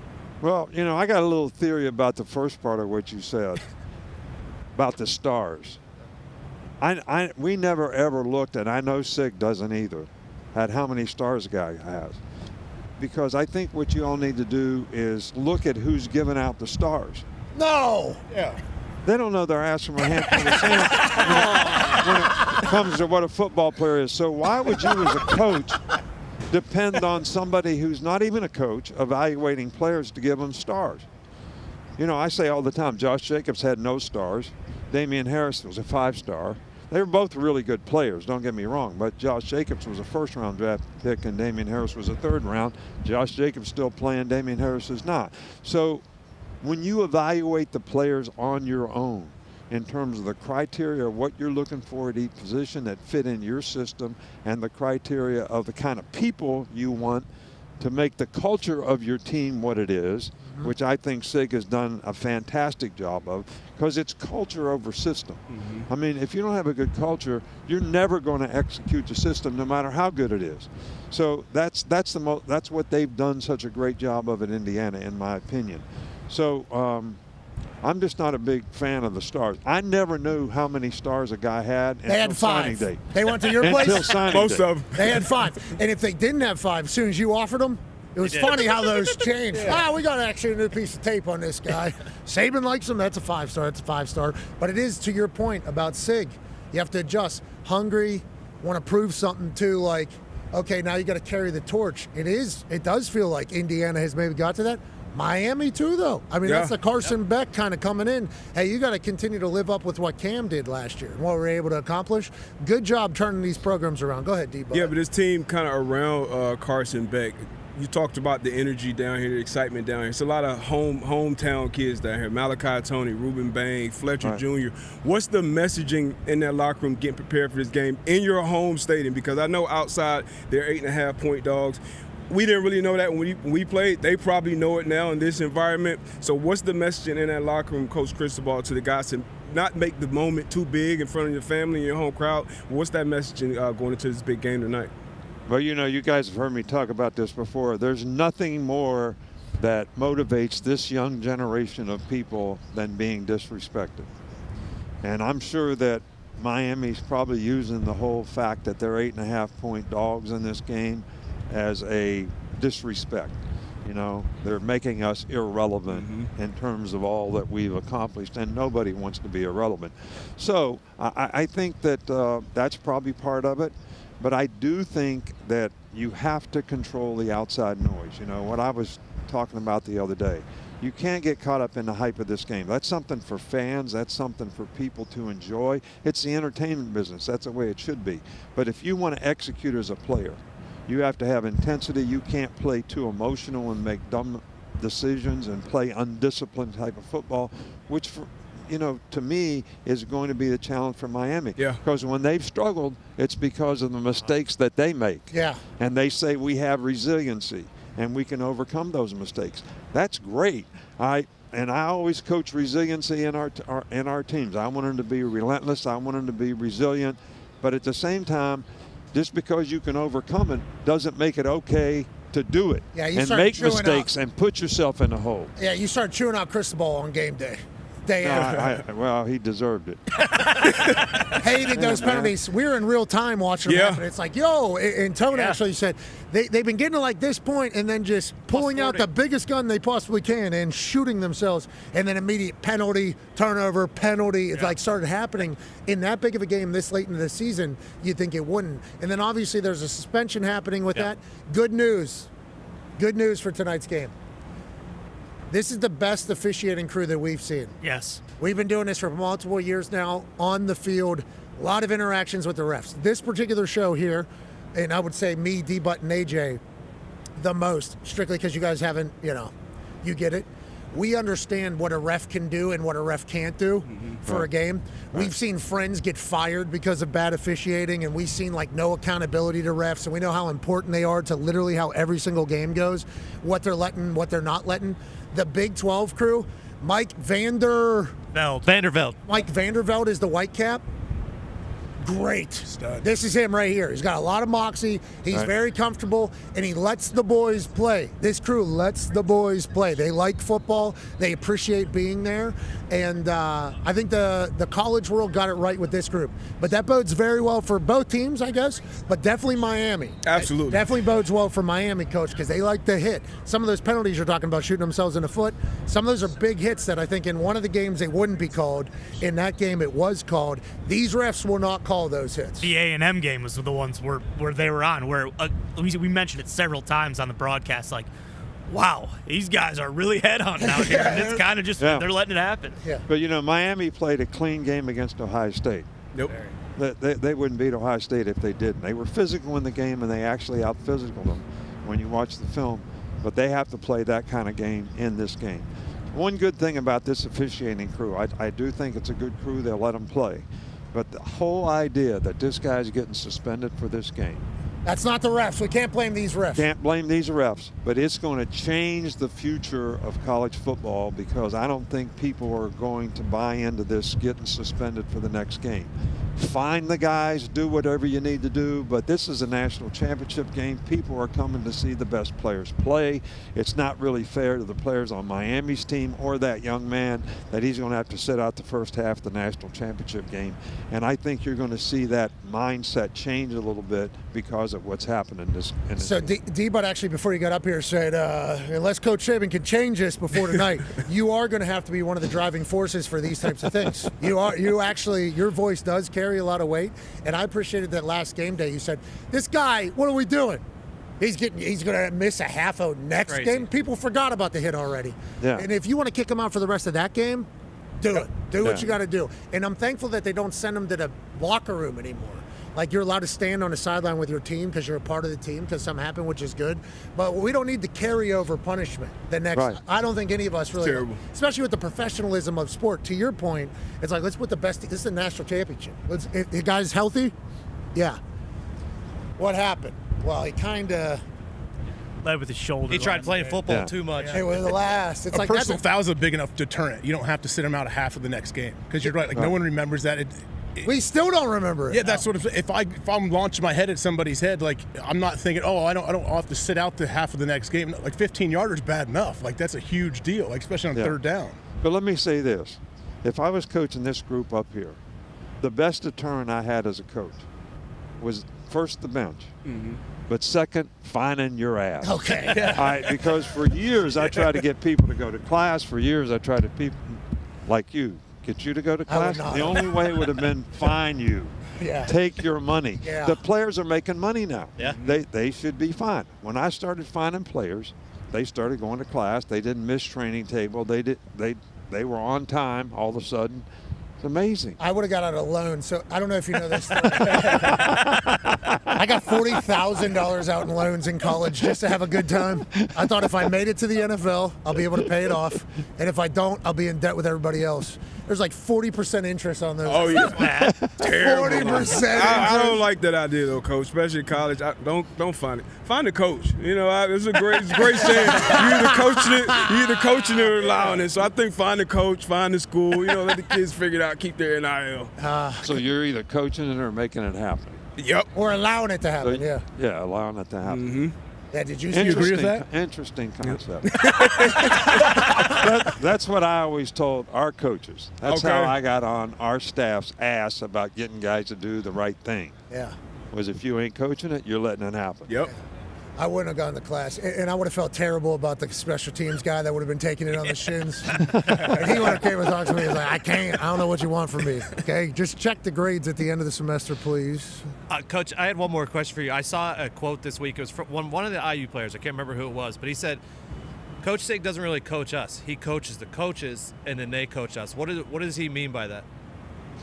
Well, I think when you observe things, you're observing things. Okay, so you can either go directly to the player and say, hey, you used the wrong footwork, you had the wrong hand placement, whatever it might be, and coach the guy over top of the coach that's coaching them. Or you can go to the coach and say, hey, look, these guys are not using the right footwork. They don't have the right hand placement.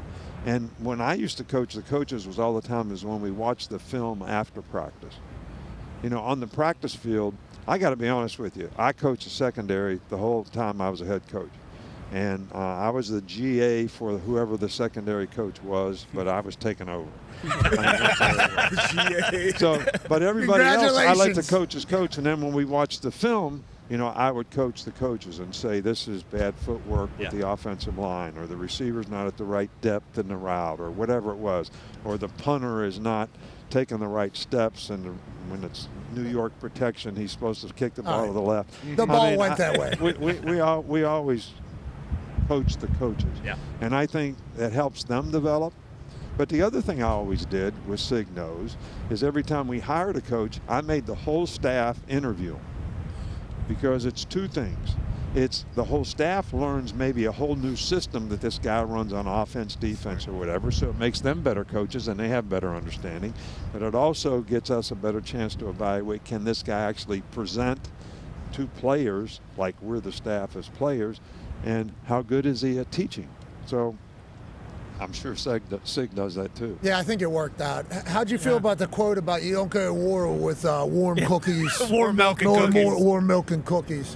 What do you think he's trying? He's talking to his players there, right? Absolutely. Everything the media. Everything him and Cristobal were saying for all this was directly to the players. Like Cristobal comes on and he's like, all my guys care about is work. Okay, that's all they care about. They don't talk. They just want to work. It's like, oh, he's talking to the boys right now.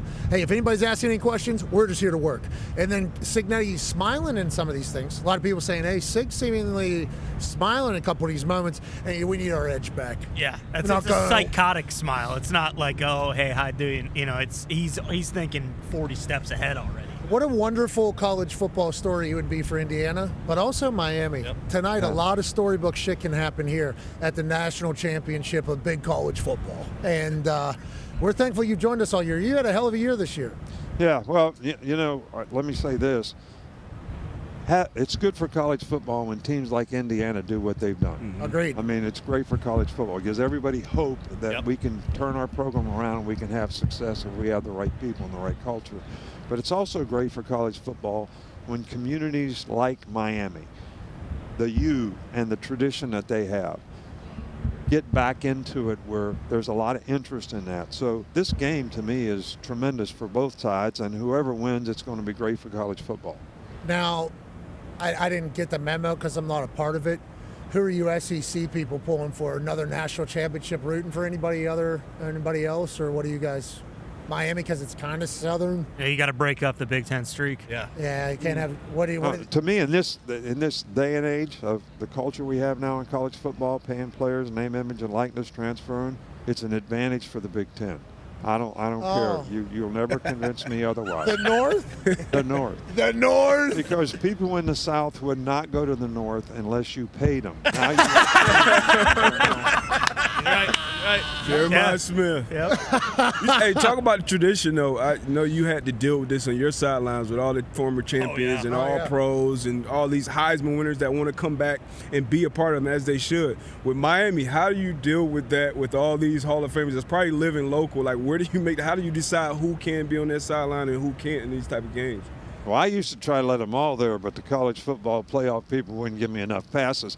But at the same time, I think it's good for your players to be able to see people who have been successful in the program and what they learned at the U or Indiana or wherever it is, that they know that they have a chance to carry on and be successful because they identify with, those kind of, people that they can see have success. Yep. I mean, it's great for them. And I think we should let that happen in college football as much as we can, because a lot of the guys that play this game, they need role models. And those guys can fill that bill for them, at least from an athletic standpoint. And some of them do great things from a character standpoint and a community support standpoint, which is good for players to see as well. Yeah, Michael Irvin is a mascot for the Hurricane. I know Caney is, but Michael Irvin is. Sebastian. All right, it's not Caney, Sebastian. All right? We're in Caney's building right now. I guess I should have a little bit more respect. Sebastian is his name. Great mascot. Sure. And then also Bicey. Yeah. Bicey's a good one. Bicey's the Hoosier mascot is great. How did you feel about your ex-players maybe giving speeches in the middle of the game? Did you hear about this? Carson Beck? Incredible. Ray Lewis walks up to him. Yeah. Ray Lewis walks up to him, and I love that Cristobal's like, yeah, if Ray Lewis wants to talk to my quarterback before drive, like, go ahead. Ray Lewis walks up, introduces himself. Hey, Carson, my name's Ray Lewis. Why don't you go win this game for us? And then walks away. I think that's beautiful. I think that's a good thing whenever the entire university is kind of pouring in. Can't have everybody talking, I think, to a lot of these players. How did you manage that? Was there any, did alumni come back, speak to team, talk to team? How comfortable was everybody whenever they came back with your teams? I think the guys were comfortable, and they were always welcome. Don't fucking talk to my players. Is that what you said? I've never had to deal with players trying to talk to players during the game. Okay. But, once you establish a culture in an organization, which Miami had a great culture when Ray Lewis played, and Ray Lewis has talked to our team, and I got a tremendous amount of respect for him as a person, a leader, and as a player. But when you establish a culture, the players expect the other players to live up to that culture. So we were having 7-on-7 one day, and Julio Jones was there getting rehab. And he was watching 7-on-7, and in those days the coaches weren't allowed to be out there. So a receiver drops the ball, kicks the ball, cusses the quarterback, cusses the DB and all that. Julio calls him over and says, "That ain't how we do it here, son." Oh. And it was like 10 years after he played there. Oh. So, but I'm saying that tradition and that culture and people being responsible to carry that on is important to me as a coach, that players are doing that to reinforce what you're trying to do, but they know that that's helped past players be successful. It can help me be successful. Can we get Julio and Ray Lewis in the West Virginia Mountaineer building as soon as possible? I think we need a lot of that. I think we need a lot of that. Coach, hell of a season out of you, man. A lot of fun. I hope you have an incredible offseason after tonight, and you're the man. Thank you for everything. Well, it's been fun, and you make it fun for me, and I appreciate it. Hey, the Predators. Good. How they doing? Hey, they beat Colorado in Colorado for the first time in a long Big time. win. And then got the Lions kicked out their ass the next night. But I'm with them. Long season. That's long season. That's Thanks, Golden Knights. We appreciate it. Ladies and gentlemen, the GOAT, Nick Saban. Yeah, Coach. Thank you, guys. Thank you, Coach. Enjoy it. I think Appreciate you. Hey, muted you as soon as I said it. Said, get this man off the stage. That's what Nick did back in the truck right there. Hey, you're the best. Can I get a selfie with you? Boys? Oh, yeah.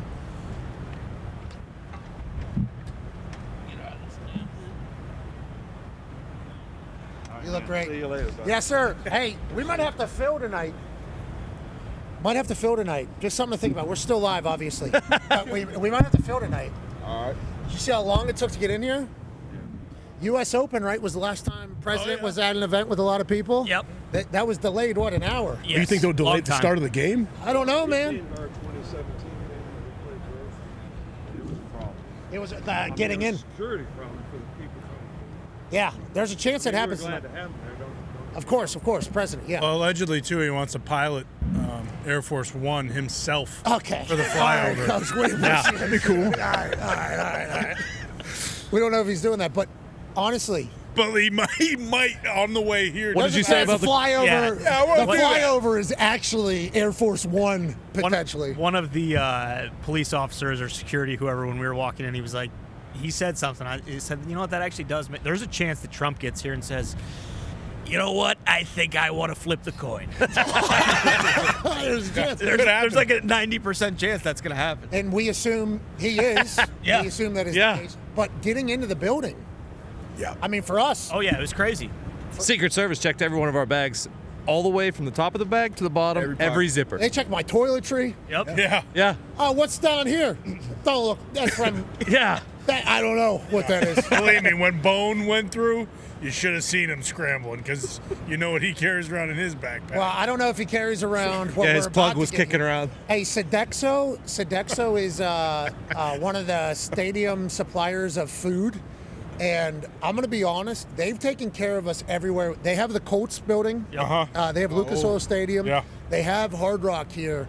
And they'll obviously be incredible this evening for everybody. And they're going to move a lot of food in here. Okay? Yes. Obviously, these stadium caterers move a lot of food.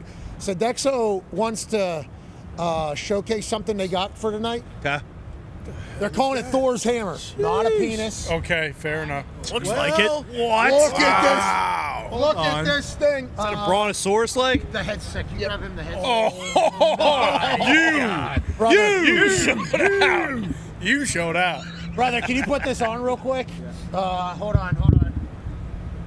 With the mashed potatoes down here. Yes. Garlic yeah. mashes? Yeah, it's on you. It's on you. Okay, so Chef, good to see you. Nice to meet you. Where are you from? From England.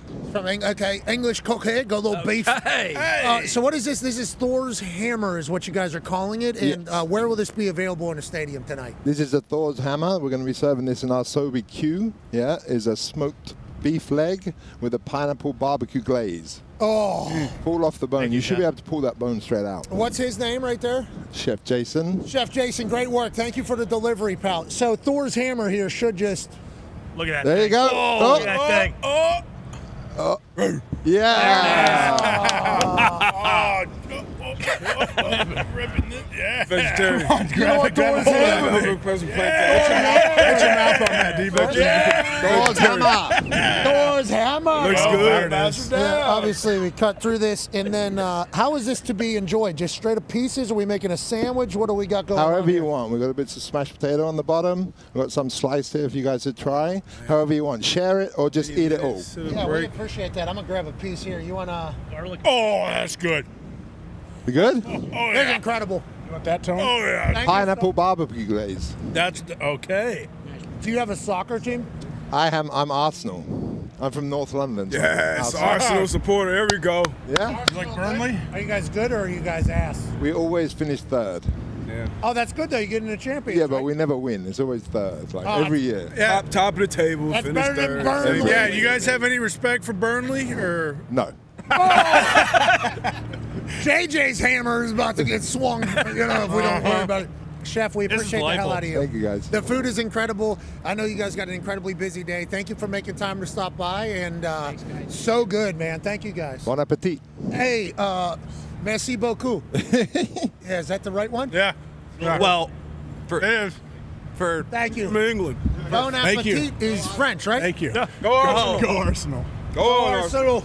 Up the Arsenals. What do you think about the MLS? He knows. Yeah. He just said shite. No, I did not. This food is really good. And Dude, so good.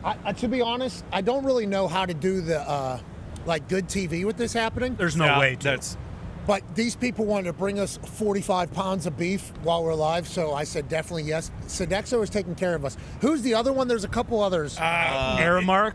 There's one. Yep. Was that Atlanta? I believe so, yeah. And the Pacers building, I believe, is Sodexo as well. They hooked it all- up during the finals. that's some good beef right there. All right. Wow.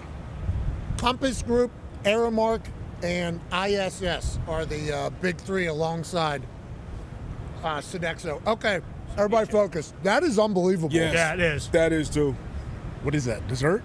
No, that's like, Those are plantains. No, these are. moron. I'm telling you, this thing right here, pal. Roman, you want some? This thing. You What's want to eat that? this? They explained it. dessert last And night. the plantain is Cut me off some meat. so good. The game day camera operators are being forced to work long days because of our show being here. You want to eat this meat? You want some of Thor's sure? meat? You want some of Thor's You meat? want some dude? plantain then? All right, sounds good. Thor's meat. Okay, let's make our picks because we're not going to be able to be here for too long. Obviously, this will be the game day set for later tonight. And Foss and I, a guy named Zoe, one of the who knows all the corporate titles, high in production. He's like 6'10". You guys know who he is. Yeah. Zoe, Yeah, Big Zoe. yeah. He's the one that mentioned the thought of like, because I think getting in for all the ESPN people, just in like the private production area, hey, we're here to work. We don't have a lot of bags. We're just here to do it. How long it's taken everybody to get into that area. I mean, this is It's locked on. and in Miami, notorious late showers, right, to things. Oh, yeah. And that kind of thing. I'll be interested to see what this looks like at kickoff. First, maybe end of first quarter, second quarter, third, even third quarter. Right. Getting in Major this- streets around here shut down too. That streets you don't typically shut down. Well, that's about the with the end of the game too. Like, hopefully it is close, but if it's not in the third quarter, you wonder if some people kind of see on the horizon the long way out of this place. I heard the Uber situation here is really good to get out of. Yeah, so I'm happy we're here. Yeah. Yeah. What we're telling people who are down here, though, coming, Leave now. yeah, you just plan on hanging out in the stadium beforehand. For sure. That's not going to happen. You're going to be stuck right outside. But in your head, you should be thinking, That should be the plan. you know what, we'll hang out Yeah, we'll do stuff around there. before, so we'll walk around, maybe go to the Mark shop. Yep. Buy a shirt. You know, we already spent $10,000 to be here. We might as well spend another $300 on a shirt. Screw it. Maybe that's what your mindset should be showing up to the game tonight. Now, what will actually happen is you doing this right outside Having to pee because you've been drinking all day. in a single file because you're getting checked Exactly. individually. Oh, let's not talk about that. It's Big College Game Monday. It is. It's a big college game. Monday. You need to be trying to get here maybe now, though, if you are coming to the game tonight. We assume that there'll be a lot of Hoosiers fans. Who knows what the Miami fan base will look like? We're obviously excited to experience it all. And also, the last college game of the season is going to be an absolute dogfight. These two teams try to hit the hell out of each other. It's a perfect time. I mean, we might as well make our picks. Okay. We'll start with Ty Schmidt, Big Ten Iowa Hawkeye football fan. You've been on a sideline here for all the games of both of these teams through the playoffs. Who do you like? How do you like it? We will use the 8.5-point spread as the depiction for the picker. This is not straight up. Okay. Yeah, I'm a Big Ten guy, and Indiana for the longest time was a laughing stock. It was, hey, can't wait to go to Bloomington and beat the absolute shit out of these guys. Get some of our third, fourth string players, get them a little burn. A couple touchdowns maybe. That is no longer the case. Sig is maybe the best leader in all of mankind, but certainly the best football coach in all of mankind. So, yeah, I know that's a big number.